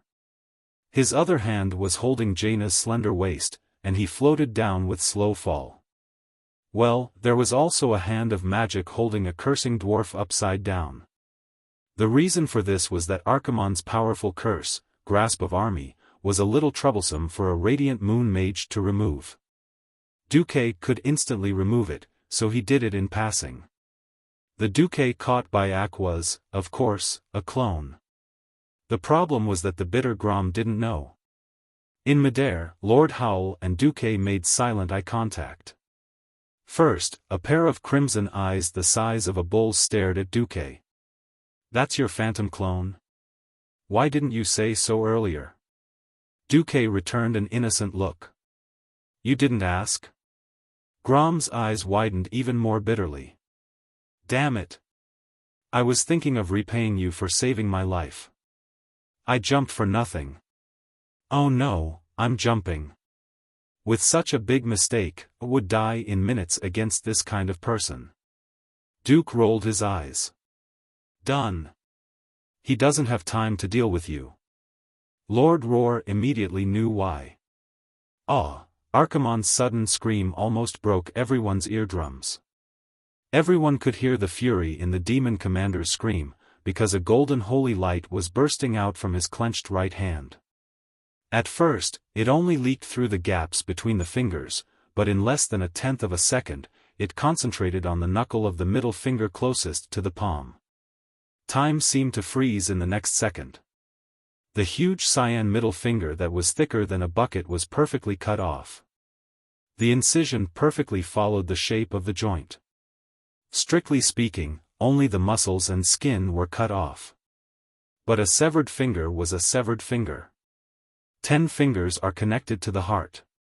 This saying is not nonsense. That kind of heart-wrenching pain made Archimonde go crazy. Wah! Accompanied by the roar, the surrounding space began to tremble. The terrifying aura that flowed out from the demon commander actually caused the entire ground to shake. Even the wooden pillars of the houses that had yet to collapse 1,000 meters away creaked and swayed, causing sawdust and dust to fall.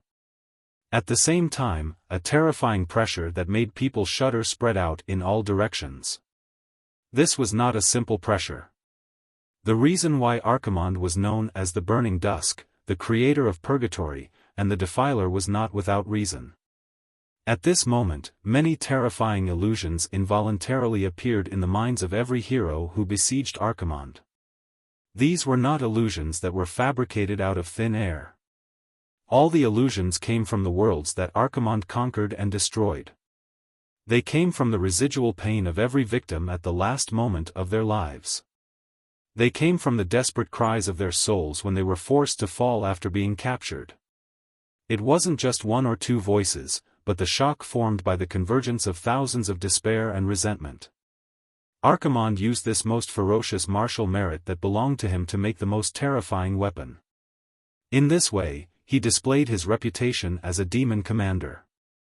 The closer they were, the more they bore the brunt of the attack.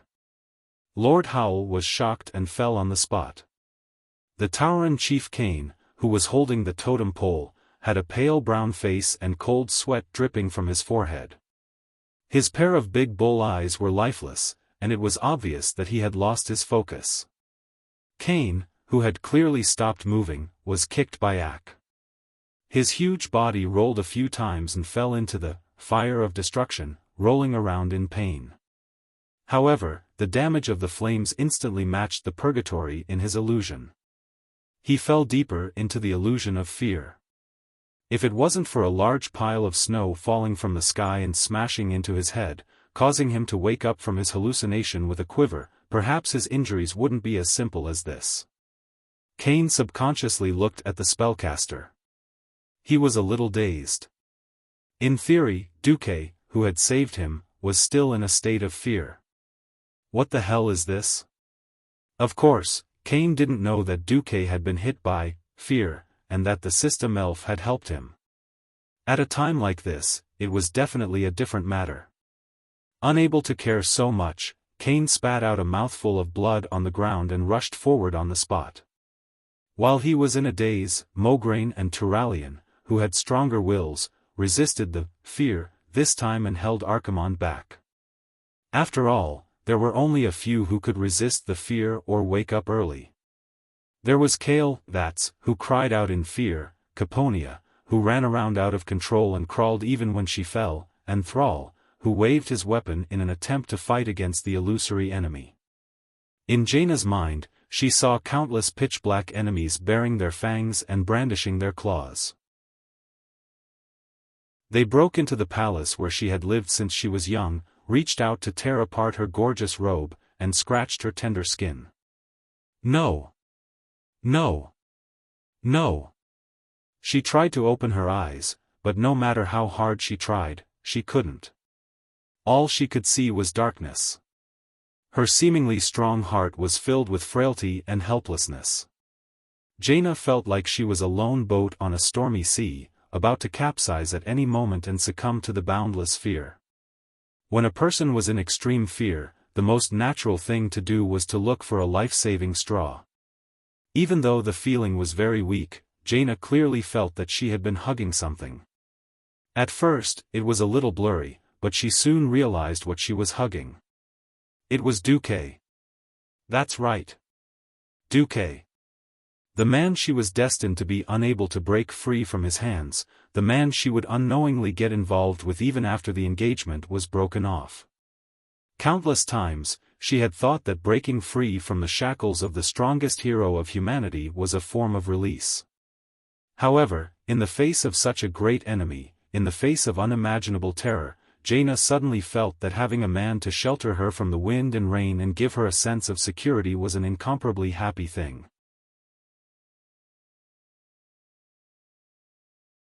Chapter 958. The feeling became clearer and clearer. The demonic claws around her still made her tremble with fear, but the warmth from her left and the beating of her heart clearly told her that it was Jaina. The person who can protect you is right beside you. The throbbing in her heart grew more and more excited. It was the impact of breaking through the restraints of fear and nightmares, breaking free from all oppression. This was the final and most perfect redemption in the apocalypse. Filled with immeasurable excitement, Jaina finally lifted her long, curly eyelashes and opened her eyes. Duque! Duque! Two completely different voices called out the same name. Two faces with different styles were filled with the same excitement. It was a pity that the first thing they saw was not the young and handsome face they imagined, but each other as enemies. That's right. Unbeknownst to them, Duque had already changed his posture and was now hugging Queen Sylvanas' waist. As a result, the first thing the two queens saw when they opened their eyes was not Duque, but their rival in love. Very, very much. Humph. They snorted and vented the anger in their hearts, but when they saw Duque's dog eyes looking here and there, they did not know whether to look at Sylvanas on the left or Jaina on the right. The two queens burst into laughter at the same time. Still fighting over this at a time like this, the two competitive and smart women read the words in each other's eyes at the same time. It was a temporary truce and worked together to get rid of Arc-Herons. Seeing that they were falling from the sky and about to hit the ground, the two queens, Queen Sylvanas and Jaina, pushed away lightly at lightning speed and pulled away from Duque in order to prevent the three of them from becoming a target. Only Duque was left. He did not understand why the two of them were angry first and then laughing. Duque could not be bothered with these personal matters for now. Archeron's widespread fear caused many powerhouses to rush into the River of Flames in a state of fear. Other than Cain, Lilith, Caponia, Brock, and even Tyrande were affected. How could the destructive flame from the Burning Legion's Big Three be so easy to deal with? Even though Duque had gathered a large amount of frost elements and extinguished the flames on their bodies with a high concentration of frost aura, everyone still had large areas of burns on their bodies. Without any hesitation, Malfurion launched his ultimate move. He opened his arms, palms and face to the sky, and chanted. An overflowing feeling of spring instantly filled the entire space within a radius of 1,000 meters. The sky was full of twinkling stars, and the dazzling brilliance flickered ceaselessly along with the growth of all living things. Every injured expert felt a vigorous life force growing endlessly in their bodies. Ah! Lilith looked at her burned left arm in disbelief. After a sudden itch, the entire scab fell off, revealing new tender skin. Although Tyrande had expected this outcome, she still watched with satisfaction as her charred calf returned to its original state. She wasn't the only one. The white tiger beneath her shook off its burnt fur as it ran, and a large clump of fresher white fur grew out. That's right. This was the druid's ultimate move, Tranquility. When used by a druid like Malfurion, he would definitely be able to pull you back from the brink of death even if you were on the brink of death. You would be able to jump around in no time. Well done. Thanks. Impressive. They spoke in different languages, but conveyed the same meaning. Although he was a little exhausted after using his ultimate move, Malfurion still smiled. However, the wiser experts such as Duque, Wajin, and Thrall all felt gloomy. No one knew when the next, mass fear, and, destructive flame, would come. If it came again, with the curse of Army's Grasp, or air explosion, even the thickest of champions would be in danger. Obviously, Malfurion's ultimate move could not be used at any time. In order to recover, he had already started to use rejuvenation and other small moves. On the other hand, Archimonde, who had lost his middle finger, was a little angry. Although as a powerful demon, his broken finger could be regenerated, the strength of his body was always inversely proportional to the difficulty of regeneration. Even for him, it would take a lot of effort to regrow his middle finger. Moreover, the effect of the combo just now was far from satisfactory. The commander of the Burning Legion probably did not expect that there would be a team that could survive under his terrifying combo. In his heart, he could not help but raise the level of Duque and the others from the level of ants to the level of beasts.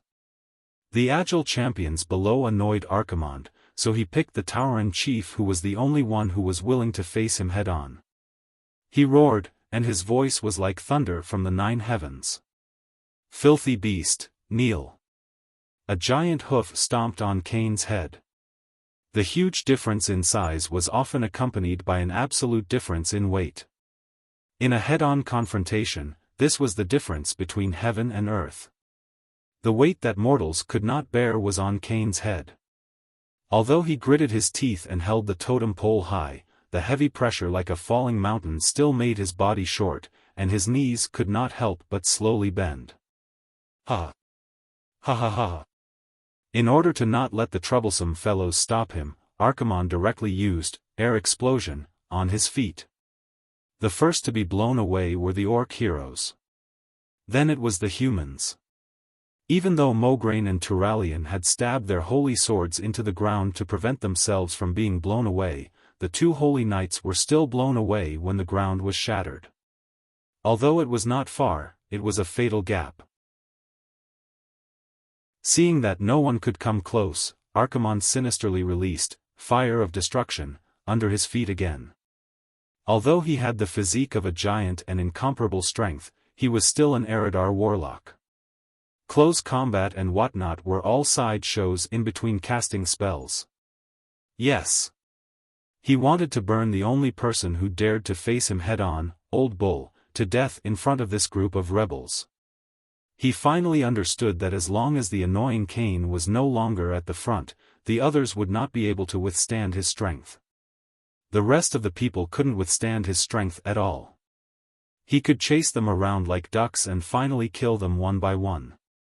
Just as a ferocious expression appeared on his face and he was ready to quietly wait for the screams to come from under his feet, the fire under his feet was suddenly blown away. The next moment, he felt a sharp pain from his feet. He saw that a large chunk of his right toe had flown out of his right hoof. A voice that he deeply hated sounded again. "You bastard, I will make it so that you will never be able to step on anyone again." Chapter 959. Originally, when he saw the surrounding flames spreading towards him, Cain had already lost all hope. It was purely the glory of a warrior that supported him. Apart from him, no other hero of the 3 sects could contend with Archimonde's strength as a giant. As long as they changed from a positional battle to a pursuit battle, the damage output of any mage would be reduced by at least 40%. Yet in the entire team, there were the most mages. Cain could not retreat, and he could not retreat under the heavy pressure. Then, a miracle happened. Colorless wind blades brushed past his feet, and for a moment, Cain thought that his hooves were going to be cut off. With his perception of the power of nature, he immediately discovered that those wind blades came from Duque. Cain did not understand what was going on. He only knew that Duque's wind blades had scooped up all the grass and turf in one breath, rolled them into a ball in midair, and exploded them. Then, the surrounding flames were all gone, leaving only the black soil that emitted the smell of burning. It wasn't just Ak. The other mages were all stunned. No one could have imagined that such a method could be used to deal with those annoying flames of destruction. Kale, that was the first to understand.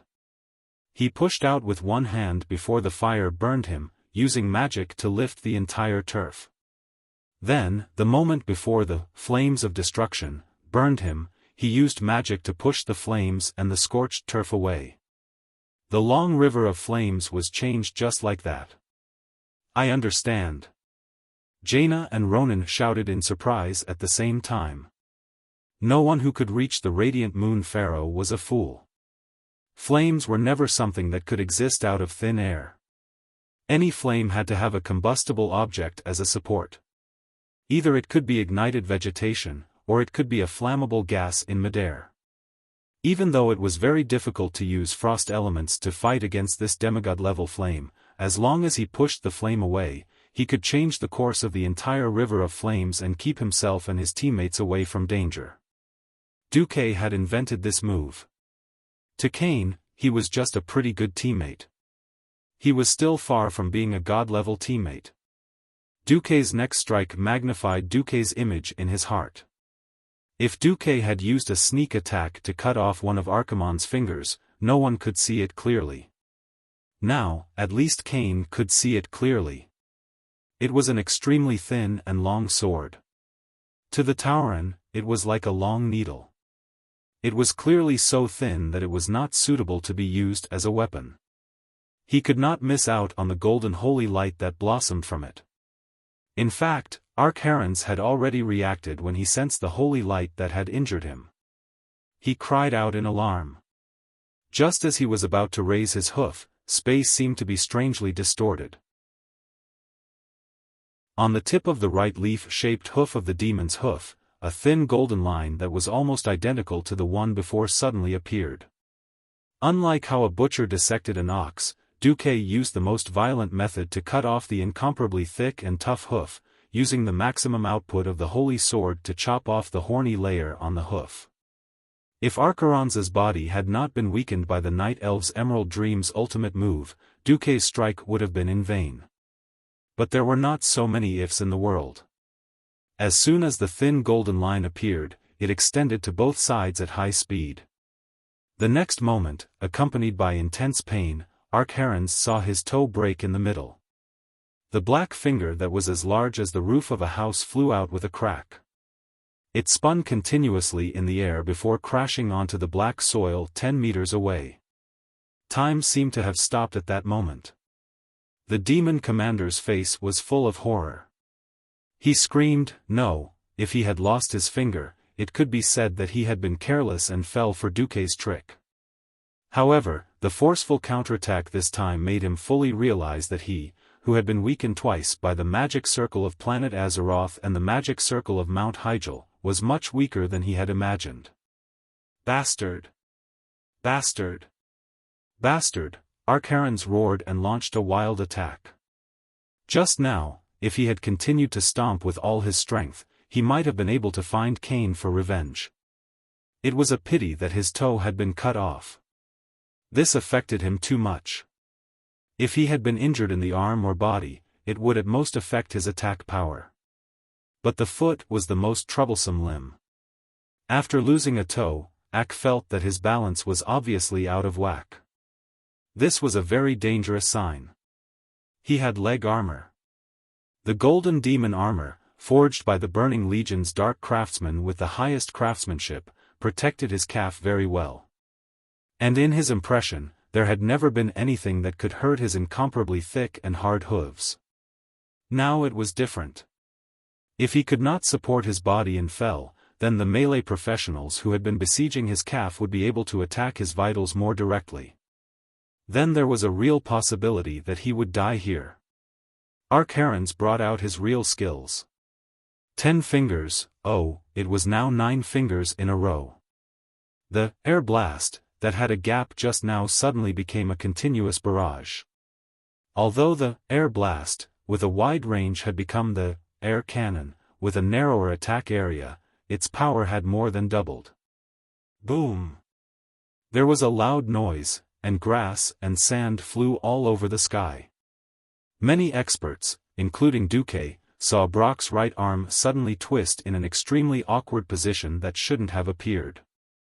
If not for the flesh still attached, everyone would have thought that his entire arm had fallen off his shoulder. It wasn't just his arm. After he was accidentally hit by the air cannon, his whole body spun and crashed into a huge stone monument not far away. Brock, Thrall exclaimed. Unexpectedly, a fire phoenix that was not much bigger than Tyron's white tiger flashed past, its claws seemingly made of flame saving Brock unscathed. He was saved, but Brock had clearly lost the ability to fight. Dislocations and sprains were the most troublesome. If it was just a simple injury, recovery spells could quickly heal the wound. If the limb was twisted or had a comminuted fracture, the broken bone near the wound had to be cleared first so that the bones could be placed in the right position before the spell could be cast. Otherwise, the bones would become crooked and the arm would be crippled. His eyes fierce, Duque dragged Brock away from the battlefield with hand of magic and shouted, "It's better to break one than to injure 10 fingers." Mograine and Turayan immediately understood what he meant. In the next moment, with Thrall's help, Mograine shot toward Archeron's lower back like a cannonball.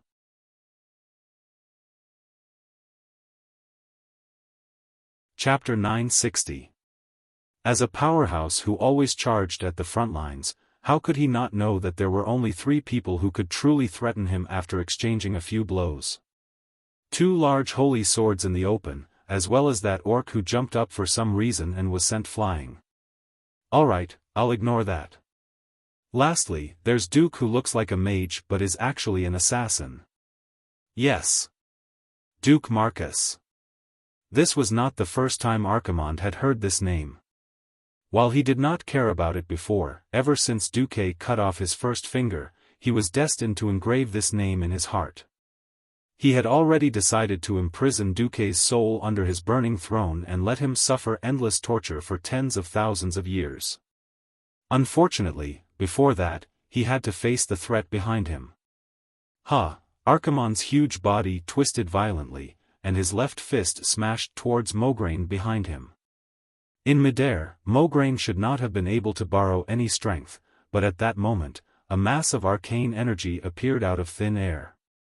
With a light push from beneath Mograine's battle boots, the incredibly heavy Mograine was able to complete a double jump that not even professionals could do.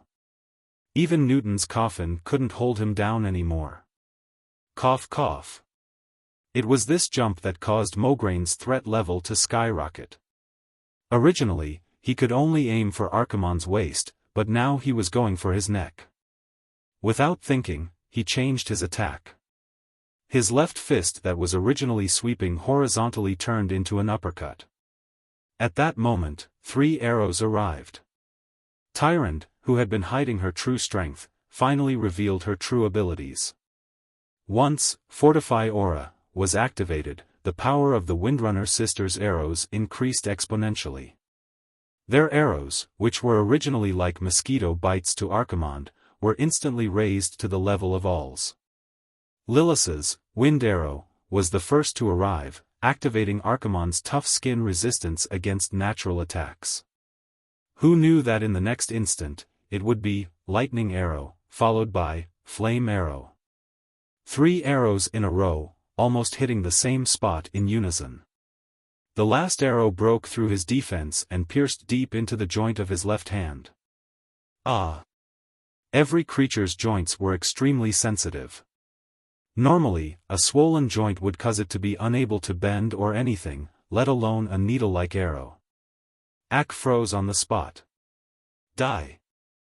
Mograine roared, and the wide Ashbringer swung down at high speed. Surging holy light rippled in the air, forming a loud sound similar to a sonic boom. You're the one who will die. Archeron's finally revealed his trump card. It was a skill that did not exist in any version of history. His eyes suddenly turned bright red, and then shot out a crimson ray similar to the kinetic death ray. Duque was tongue-tied. For a moment, he almost suspected that Ultraman had gone to the wrong set. Mograine was hit right in the bullseye. Just when everyone thought that Mograine was dead for sure, they saw a dull golden light pierce through the crimson pillar of light and fall lightly. Save them! Grom, who had the best jumping ability, caught Mograine in one leap. This time, not only did he fail, but he also wasted a lot of Mograine's stamina and energy. This was not a good thing. Although it seemed that as long as one was devout enough, holy light could be cast endlessly. In fact, holy light was a type of spiritual power, which was closely related to a person's willpower and stamina. It is impossible for a weary, exhausted person to have much willpower. Fortunately, the real killer move was never Mograine. Not only did Duque activate Flash, but Turalyon also arrived. The two holy swords of the same lineage shone at the same time and cut the heel of Archeron's right hoof. From the beginning to the end, Duque and the other's goal was to pick off the tendons. The two divine swords from the Pantheon were attacking together for the same goal. The light they emitted was even more blinding than the brightest sunlight. Ignoring the fact that the power that wrapped around Archerons began to dissipate in fear, even the other members of the heroes' group couldn't help but turn around, not daring to look at the blinding light. This blow almost cut off the sole of the demon commander's foot. If it wasn't for a strange and terrifying intuition that enveloped Duque and Turalian, forcing them to stop, this matter would probably have succeeded. Even so, Quell Zerum succeeded in cutting off the tendons at the heel and continued the cut to the ankle. In severe pain, Archerons fell to the ground. At this time, he finally realized that his huge body was not an advantage, but his most fatal weakness. He had to do something. Just as Grom was about to jump up and give Ak another hard blow, something that Duque had never expected happened. F***ck, Archerons actually had a second transformation. The first time he was hit by the ultimate move of the Emerald Dream, Archerons was forced to shrink. This time, he took the initiative to shrink. Although he was not that small, after using a ring-shaped wave of darkness to force away the melee heroes that surrounded him, he was still a giant standing in front of the heroes. However, his height was halved, and he was only 7 meters tall. Let's do it again. I'll make this guy shorter than me. Old Bull laughed and charged forward. Then, he courted death. Everyone imagined that Archerons would definitely change. However, no one expected it to turn out like this. Old Bull went up. Old Bull rolled back. He had used all his strength and even the power of Mother Earth, but in the end? The Old Bull was slapped in the face. He did not die. Taurens were famous for their strong vitality, and most of them believed in Brother Spring. However, as Old Bull vomited blood, his face was filled with confusion. The most obvious thing about the shrunken Archerons was that he had changed his appearance. He originally looked like a gladiator, but now, he had a cape and a skeleton scepter that emitted an evil and ominous aura. The scepter was actually more than a meter long, but in the hands of the 7-meter-tall Archerons, it looked like a short hammer. He was even shorter, so in theory, it should be easier to deal with. The warrior heroes, who were originally like dwarfs and could not reach Archerons' vitals even if they jumped up, had grave expressions on their faces.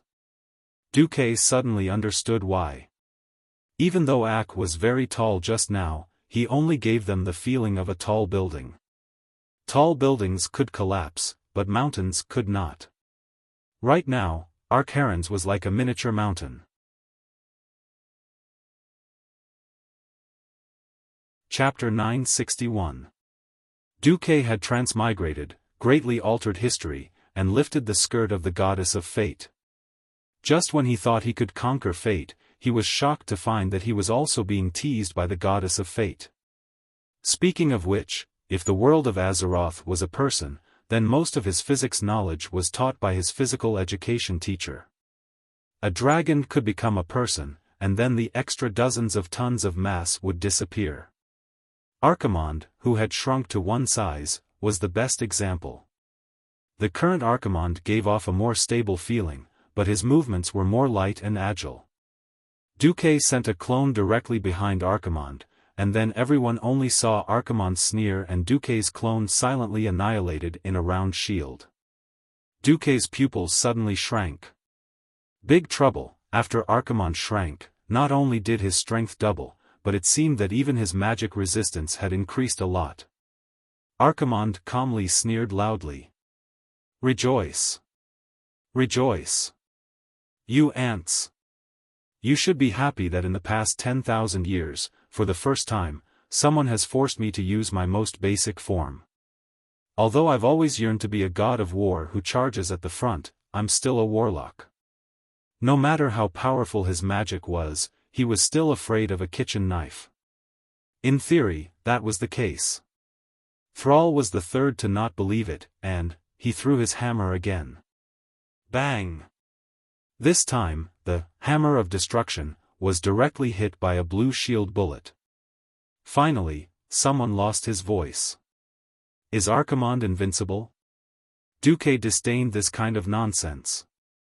Glancing over, he found that it was Kale, that's little Miss Caponia, who spoke, and Duque was annoyed. Fortunately, Kale, that's said something fair. Impossible. There is absolutely no perfect and invincible existence in this world. Ha ha ha. I am perfect. I am the strongest. I am invincible. Archimonde's wild laughter came instantly. Duque was annoyed when he heard this. F***ck, F***ck, F***ck. What happened to being a big guy and being happily beaten to death by a group? Why did you change the script without permission? By the way, with your high magic resistance, will the other Radiant Moon mages still be able to play around? Moreover, Warlock's new martial arts. Old Cow would not be able to withstand it. Duque secretly ordered in his mind, system, analyze the weakness. 3 seconds later, Duque suddenly laughed shamelessly. Pooh! Archimonde, before you pretend to be invincible, can you not limp first?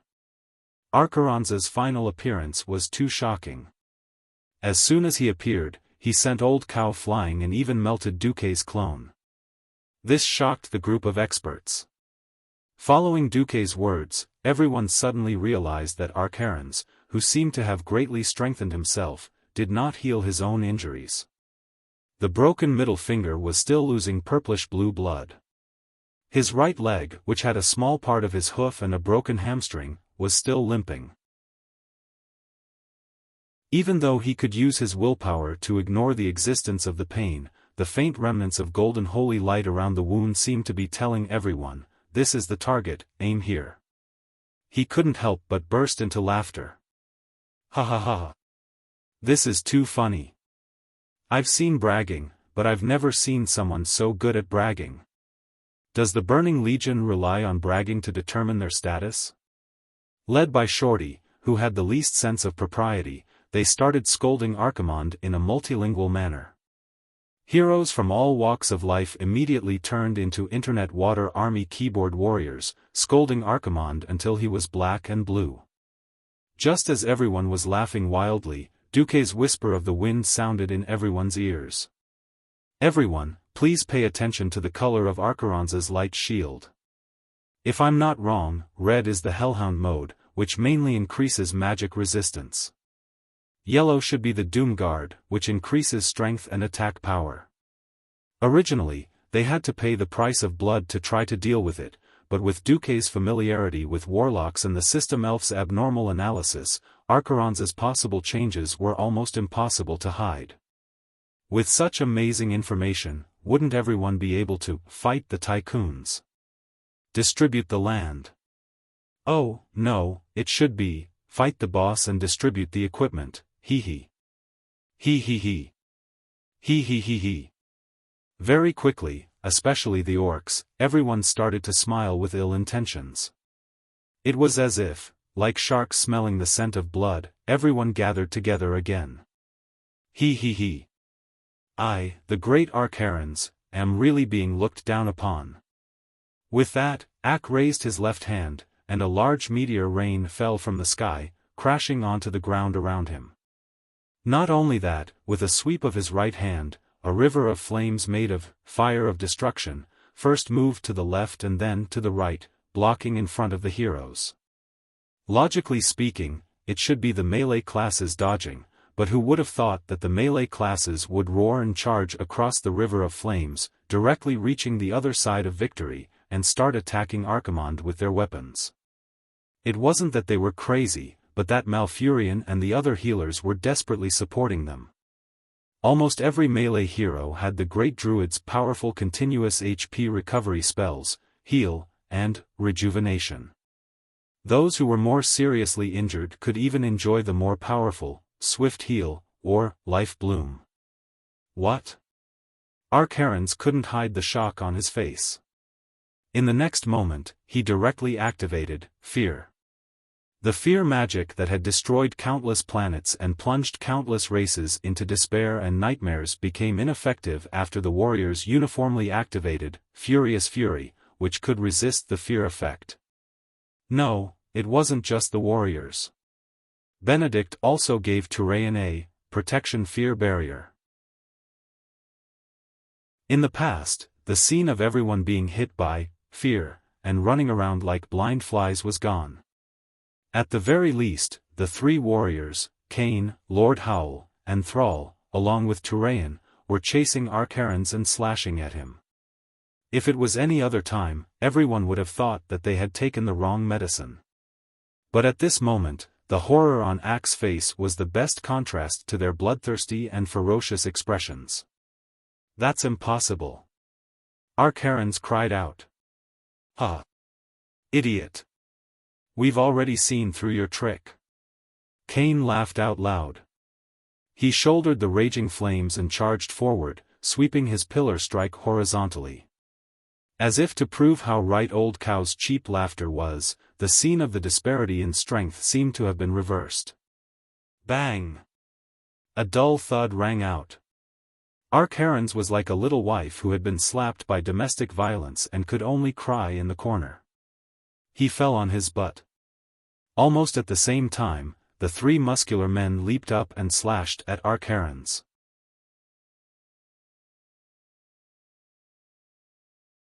Chapter 962. A few seconds of fear passed in the blink of an eye. Every hero who had recovered from their fear watched in shock as the four macho men chased after the battered and exhausted Archimonde. He was not pretending to be in a sorry state, but he was really in a sorry state. His rather large body was more like a target. It seemed that Arcarans had rolled on the ground at least twice. Why was this happening? Obviously, it had something to do with Duque's order to warriors, attack with all your might. The fierce men were having fun slashing at him. Turalyon, who was the most stable, cut off a few pieces of meat from the great demon's right calf and decided to carry out the plan of crippling his leg first. Thrall was not careless either. He cooperated with Turalyon and left a square-headed burn mark on Ack's right calf. Cain was the most unscrupulous. He picked up a pillar and smashed it at Ack's waist.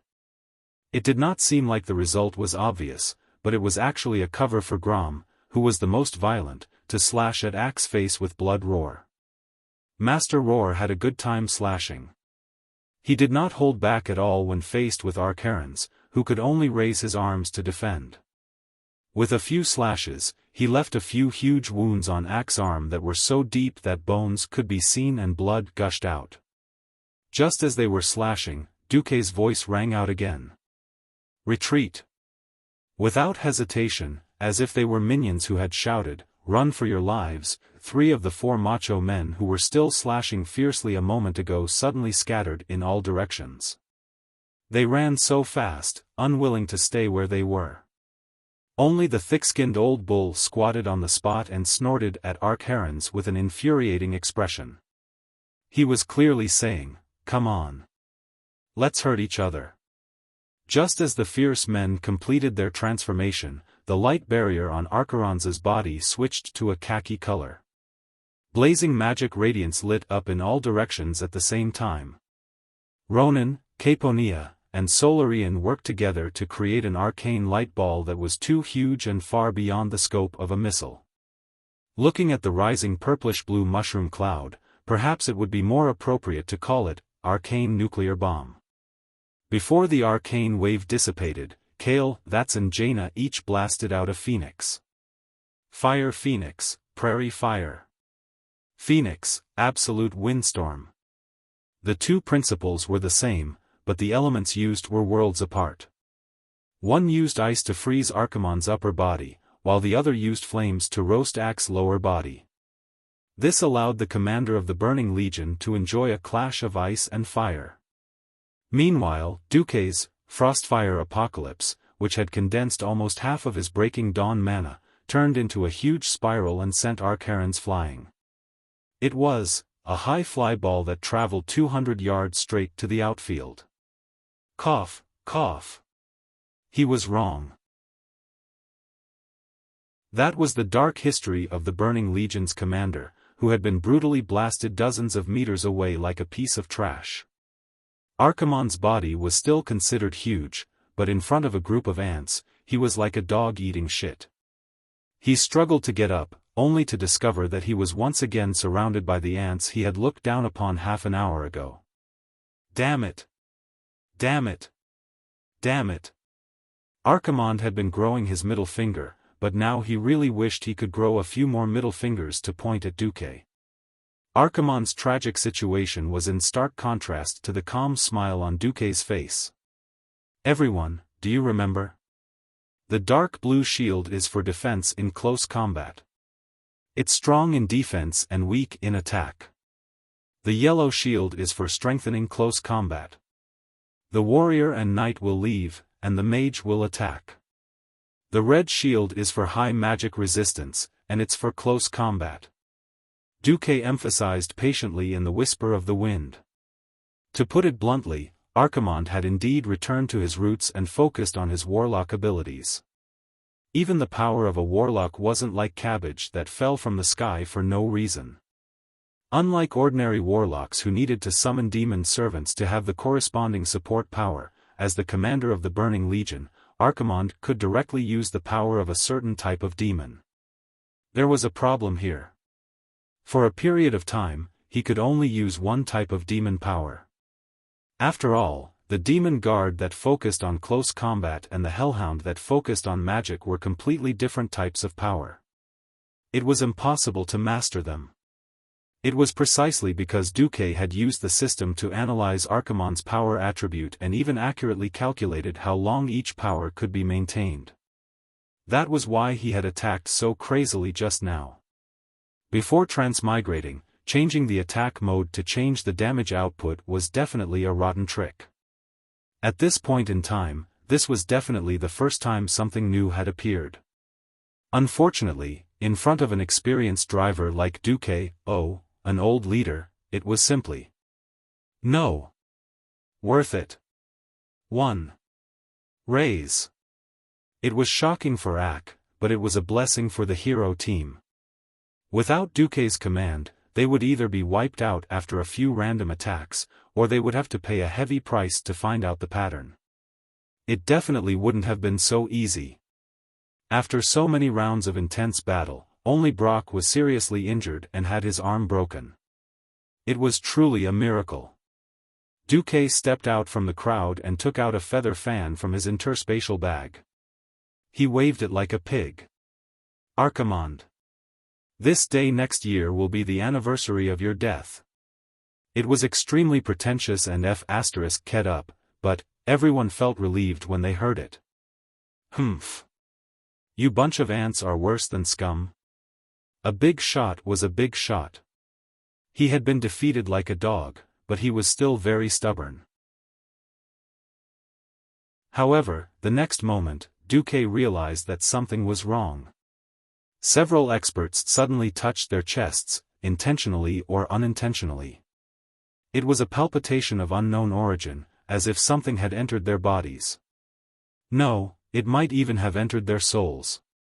However, they knew nothing about this mysterious and strange existence or some evil power. Looking at the system notification, Duque's face turned green. He couldn't help but exclaim, "Curse of misfortune." Hee. Smart, but knowing it doesn't mean you can deal with it. An evil smile appeared on Archimonde's face. Then, it was his turn to attack. As the boss of the Burning Legion, there seemed to be no restriction of only being able to use one curse on a target. Curse of pain, that caused damage. Curse of weakness, that reduced the target's damage. Curse of elemental, that reduced the target's resistance to shadow and frost. He gave all the curses that could be used to Old Cow. These weren't the main point. The main point was the curse of misfortune, that killed people. The curse of misfortune was a curse that had a delayed effect. It was fine if the damage was extremely high.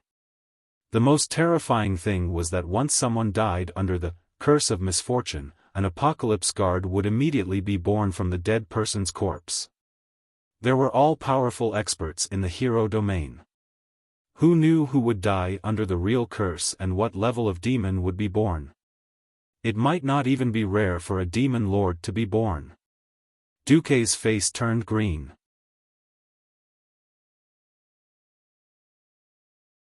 Chapter 963. As a transmigrator, how could Duque not know about the one-button undoing curse? Countless players complained that dispelling curses and whatnot was like whack-a-mole. Whoever lit up would win. As someone who had the system elf, of course. Duque wouldn't use such a cheap and stingy thing like one click to remove curses. He would always give it to the system elf, and it would automatically remove curses. Most of the time, many people who were cursed would instantly feel a chill and then feel nothing, because Duque had undone it in less than a tenth of a second. However, Archimonde's curse of misfortune was clearly of a different dimension from other curses. Other curses were like a slipknot on a rope. As long as the source and target were found, it was very easy to solve. Why was the curse of pain painful? It couldn't be solved because it was painful. It was because the curse of pain had secretly blocked someone's blood vessels and caused internal injuries. That was why the victim would constantly be hurt in an intense battle. Now that he understood it, he just needed to dispel the dark power. The principle was not much different from preventing a stroke. The curse of misfortune was like putting a big basin full of wet and messy cotton rope, and then saying, "Come on, untie me." Its degree of difficulty and complexity was definitely higher than the other curses with a difficulty coefficient of 1. Open a few more cubes. The problem was, if it couldn't be undone, they would die. Even if they entered the realm of heroes, how could the physical strength of mortals compare to extraordinary beings like dragons who had super long HP bars? Everyone knew how troublesome it was. The moment the mages sensed this curse, almost all the pharaoh were dumbfounded. No! I can't undo it. Caponia and Solarian were the first to give up. Duque, I. The former elf prince's face was full of shame and shame. I can't either. Jaina gritted her teeth and showed a resentful expression. At first, Duque thought that Ronan couldn't do it either. Unexpectedly, Ronan gave Duque a huge surprise. I can guarantee that I can take care of myself and a specific target before the curse breaks out. On the other side, Malfurion, the great druid who could also remove curses, frowned. I can also be responsible for a target other than myself, but my healing ability will be weakened. Now was the time to make a decision. While it was safe to retreat, it would also greatly weaken the team's attack power. It wasn't impossible to fight head-on, but the risk would increase exponentially. Duque gritted his teeth and said, "Only 10 people. Ronan will take care of himself and Cain. I'll deal with the other 8.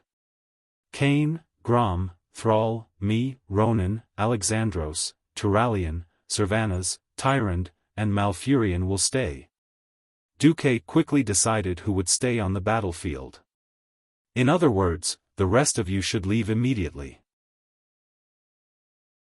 Everyone was eager to participate in Archeron's final kill.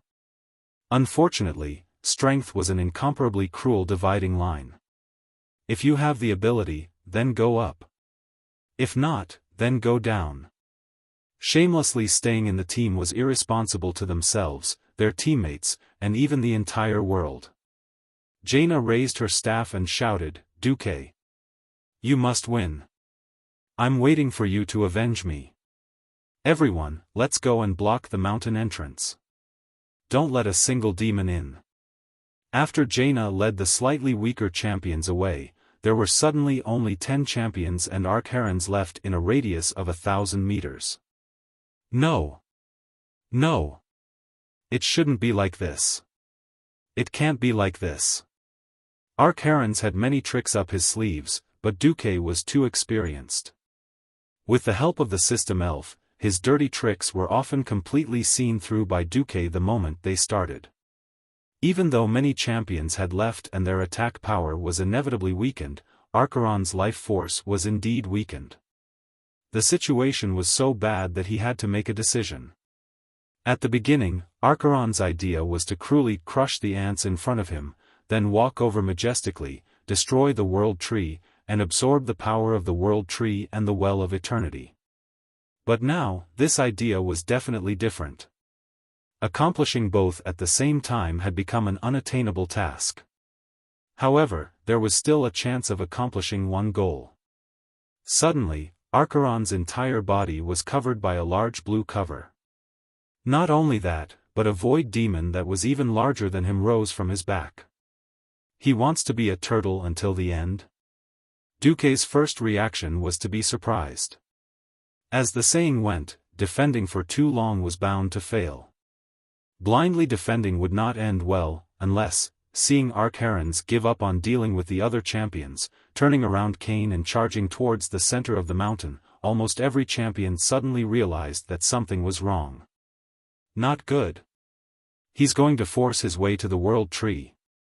Tyron's face paled. Stop him. Malfurion roared, his hands digging into the ground.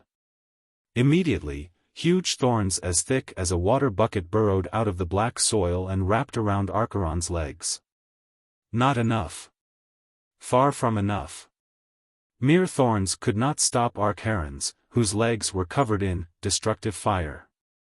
Using the flames of destruction in extraordinary brute force, Archerons was like a train that had lost speed, charging towards the World Tree without looking back.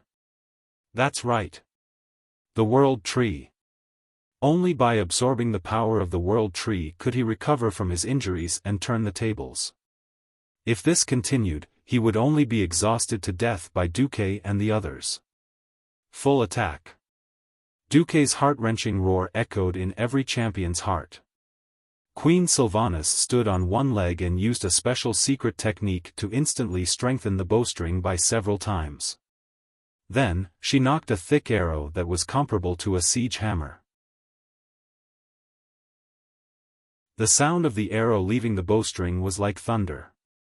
Ronan stacked 36, arcane impact, in one go and activated, arcane energy. Whether it succeeded or not, the next attack would empty every drop of magic power in his magic circuit.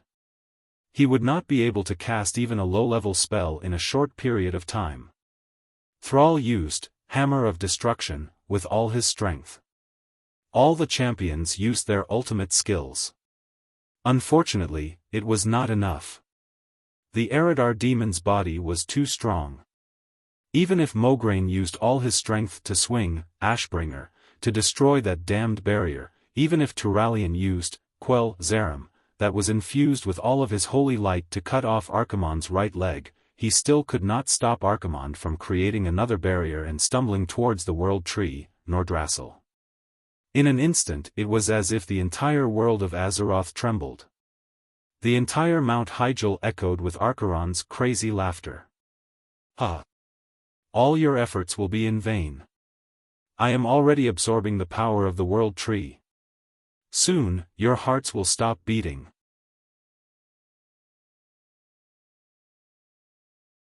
Chapter 964.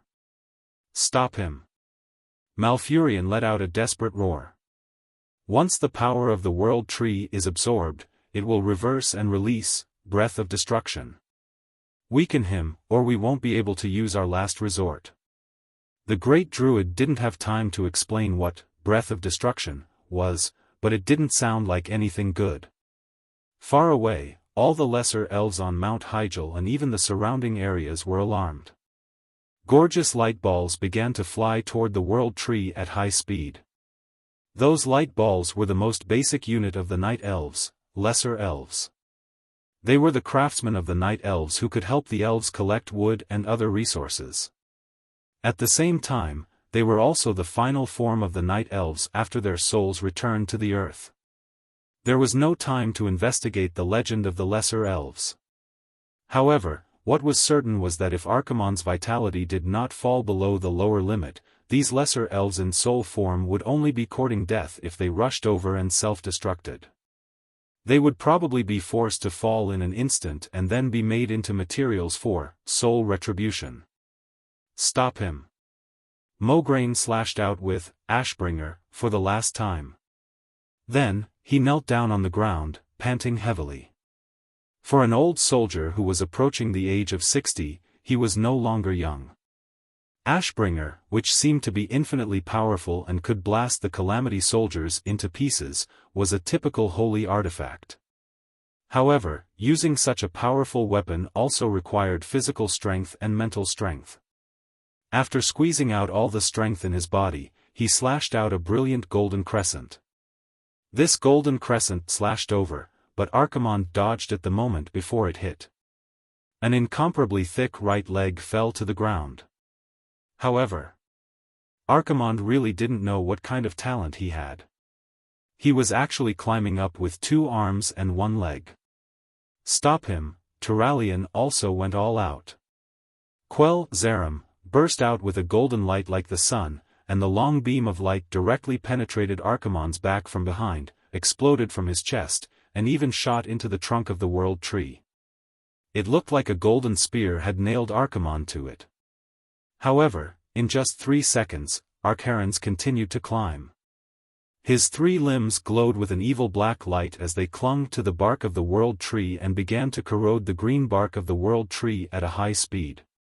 What was even more frightening was that his severed right leg seemed to have started to grow a new, tender, and much smaller leg. Stop him! Tyrande was sobbing uncontrollably. She ignored her right hand that was bleeding profusely, and continued to draw her bow and shoot arrows mechanically. Every long-range hero that could still attack chased after Archimonde in a frenzy. They desperately poured their firepower into Archimonde's back, who seemed to have lost all sense of pain. Even Gianna and the others had rushed back. But the effect was getting weaker and weaker. It was very simple. Melee professions could not wear heavy armor and climb a world tree that seemed to require at least 1,000 people to hug. After losing the damage from the 2 strongest sacred swords, the entire team's attack power dropped by more than a level. Now, they had almost reached the critical point. Although Archimonde's life force had dropped to a very dangerous level, as long as he absorbed a large amount of the power from the World Tree and successfully converted it into dark energy, he would be able to turn the tables. Not only would he be able to kill Duke and the others, but he would also be able to carry out his evil plan and kick all of Azeroth into the abyss of destruction.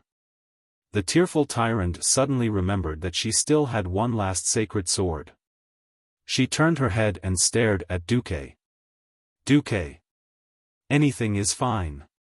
I beg you. Thrall realized that his side was starting to lose strength. After the 4th throw of the Hammer of Ruin, there was no hope of taking down Archimonde. He turned around and said, Duque, it's all up to you now. Ronan struggled to get up from the ground and howled. The destruction of Dalajan. Mograine shouted unwillingly. The fall of Lordaeron. Jaina flashed to Duque's side. Her fists were clenched, and her fair skin was red with anger. Duque. The revenge of my father and brother. Servana stabbed his longbow into the ground and shouted, the revenge of every Quell Dorii. Thousands of elite warriors who refused to retreat stared at Duque from afar. Thousands of elven souls stared at Duque. Countless forces, every one of them who had thrown themselves in front of the magic mirror, gritted their teeth and cheered for Duque and the rest. They were all staring at Duque. They were waiting. They were looking forward to it. They were sincerely longing for it. They were screaming in their hearts. They prayed that Duke Marcus, who was hailed as Azeroth's greatest hero in the last 1,000 years, for them, for the whole world, would deal a fatal blow to the evil and terrifying existence, the commander of the Burning Legion, Archimonde. The feeling of being watched and looked forward to by billions of creatures made Duque's heart extremely heavy. Duque had long understood that he had to go all out. Only he, who also held a holy sword, could seriously injure Archimonde and create a chance for the elves to self-destruct. However, this could not be done by a clone. After all, a clone was a clone, and its strength could never exceed that of the main body. Someone who could kill Archimonde. The only possibility was for him to do it himself. No one knew what Archimonde's final killing move would be. No one could guarantee what the consequences of killing Archimonde would be. There were only two paths in front of Duque: either he missed the opportunity and became the sinner of all of Azeroth, or he became a hero for 10 seconds. Duque smiled. He smiled casually. That bright and clear smile was aimed at Jaina, at Sylvanas, at every lover who was watching him silently from afar, and at everyone who trusted him and entrusted their last hope to him. "I'm going." There was a soft sound. It was also a sound that seemed as light as a feather. But it made countless women fall in love with him. Duque's figure instantly turned into a stream of light, and when he appeared again, he was already under the tree. Grom, the same calm voice called out, allowing the orc god of war to completely understand what Duque was thinking about. The burly figure was the first to leap onto Kane's totem pole. Kane used the last of his strength to hit Grom high up into the air like a flying ball. That was the highest jump Grom Hellscream had ever made.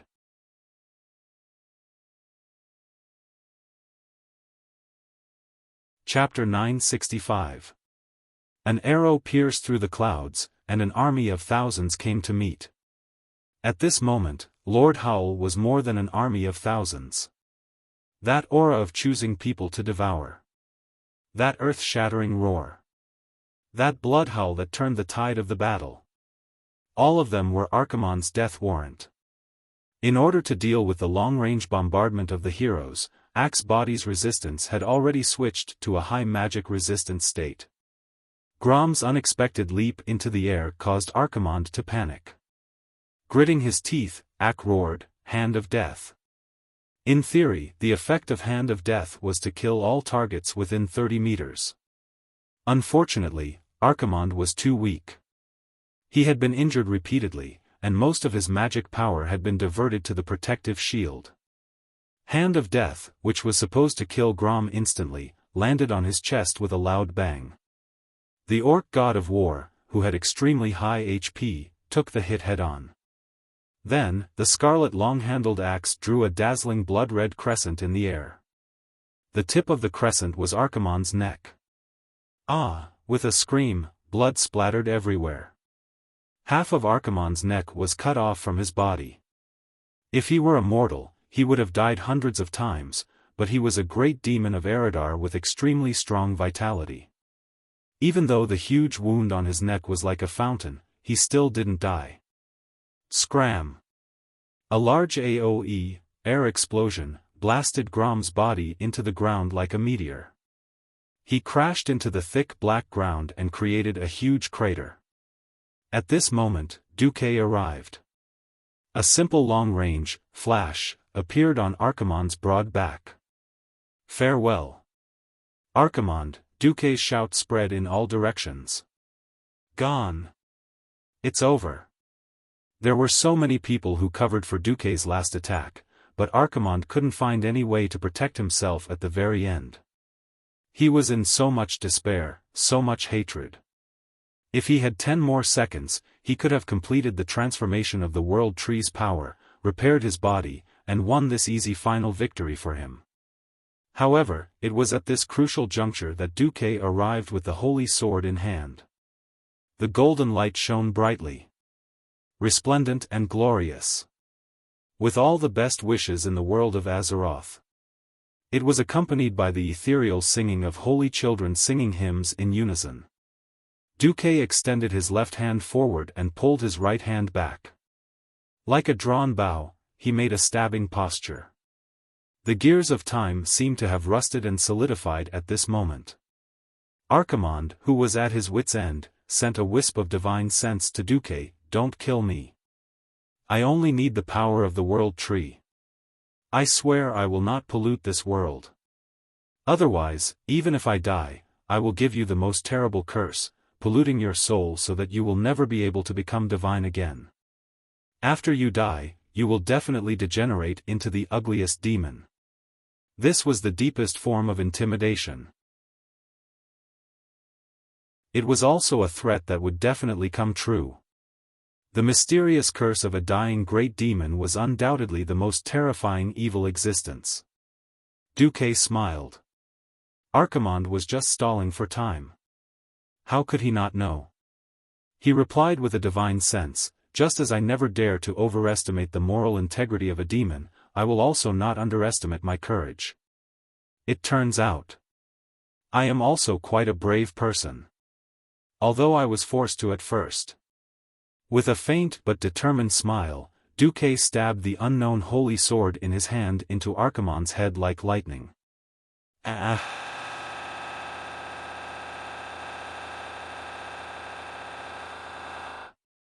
What came out of Archimonde's mouth was not only screams, but also a solid curse that was so thick that everyone could see it with the naked eye. If one ignored the black color that made people tremble, this huge curse was as long and magnificent as the Milky Way falling from the sky. Unfortunately, this incomparably illusory curse waterfall symbolized the ultimate evil of the world. It was the most violent destruction. It was the most terrible blasphemy. It was the deepest pollution. It was the strangest distortion. At this moment, everyone who looked at Duque with anticipation suddenly realized that they had forced Duque to make a terrible decision. No, thousands of miles away, Queen Kalia who saw this scene fainted on the spot. Duque, Alicia's eyes were filled with tears. Nearby, Tyron's entire body was trembling, and she suddenly fell from the white tiger. Jaina suddenly felt all the strength in her body being sucked out, and she collapsed to the ground. Servana's face was pale, and he immediately knelt on the charred ground. Seeing this scene, Malfurion no longer felt like taking care of his allies. He raised his vine-like staff high up, and let out a long and complicated roar towards the sky. In the entire world, every little elf received his signal to attack. Hundreds of thousands of little elves drew colorful streams of light in the sky, and they all rushed towards Archimonde. Bang bang bang. Boom boom boom. At first, there was only a series of firecracker-like sounds, but it soon turned into thunder, and then into the continuous roar of tens of thousands of cannons. It was completely unacceptable to people's hearing. Not only hearing, but the terrifying strong light produced by the continuous crazy explosions, and even those who had their backs to the light source could still feel the unbearable strong light. Through the palms and arms that were covering their eyes, the strong light pierced through their muscles and skin, and pierced into their eyeballs. Ah! All kinds of screams. Screams. Painful cries. Endless screams. Every hero's senses were completely messed up. For a long time, no one knew how long it had been, Servanas finally opened his eyes. The huge world tree, Nordrassil, was like a lonely guard standing on a lonely land, and the crimson lightning that fell from the clouds outlined its outline. The heroes who had survived the terrible battle looked down at the battlefield that was nearing its end. In all directions, the few troops of various factions were retreating like a tide from the plateau on the top of Mount Hyjal through the teleportation portal. There were not many corpses. Perhaps the most eye-catching corpse was Archimonde, who was nailed to the trunk of the world tree. His huge corpse, which had recovered to its original height of 150 meters, was so eye-catching that it almost occupied the entire vision of the heroes. Accompanied by the crimson fireworks in the sky, looking around at the battlefield that was like a ruin, with debris and broken tiles everywhere, it was like a painting of the end of the world. Duque? Where's Duque? Jaina and Queen Cia exclaimed at the same time. Suddenly, Ronan held a pitch-black body and shouted, "Teacher is here.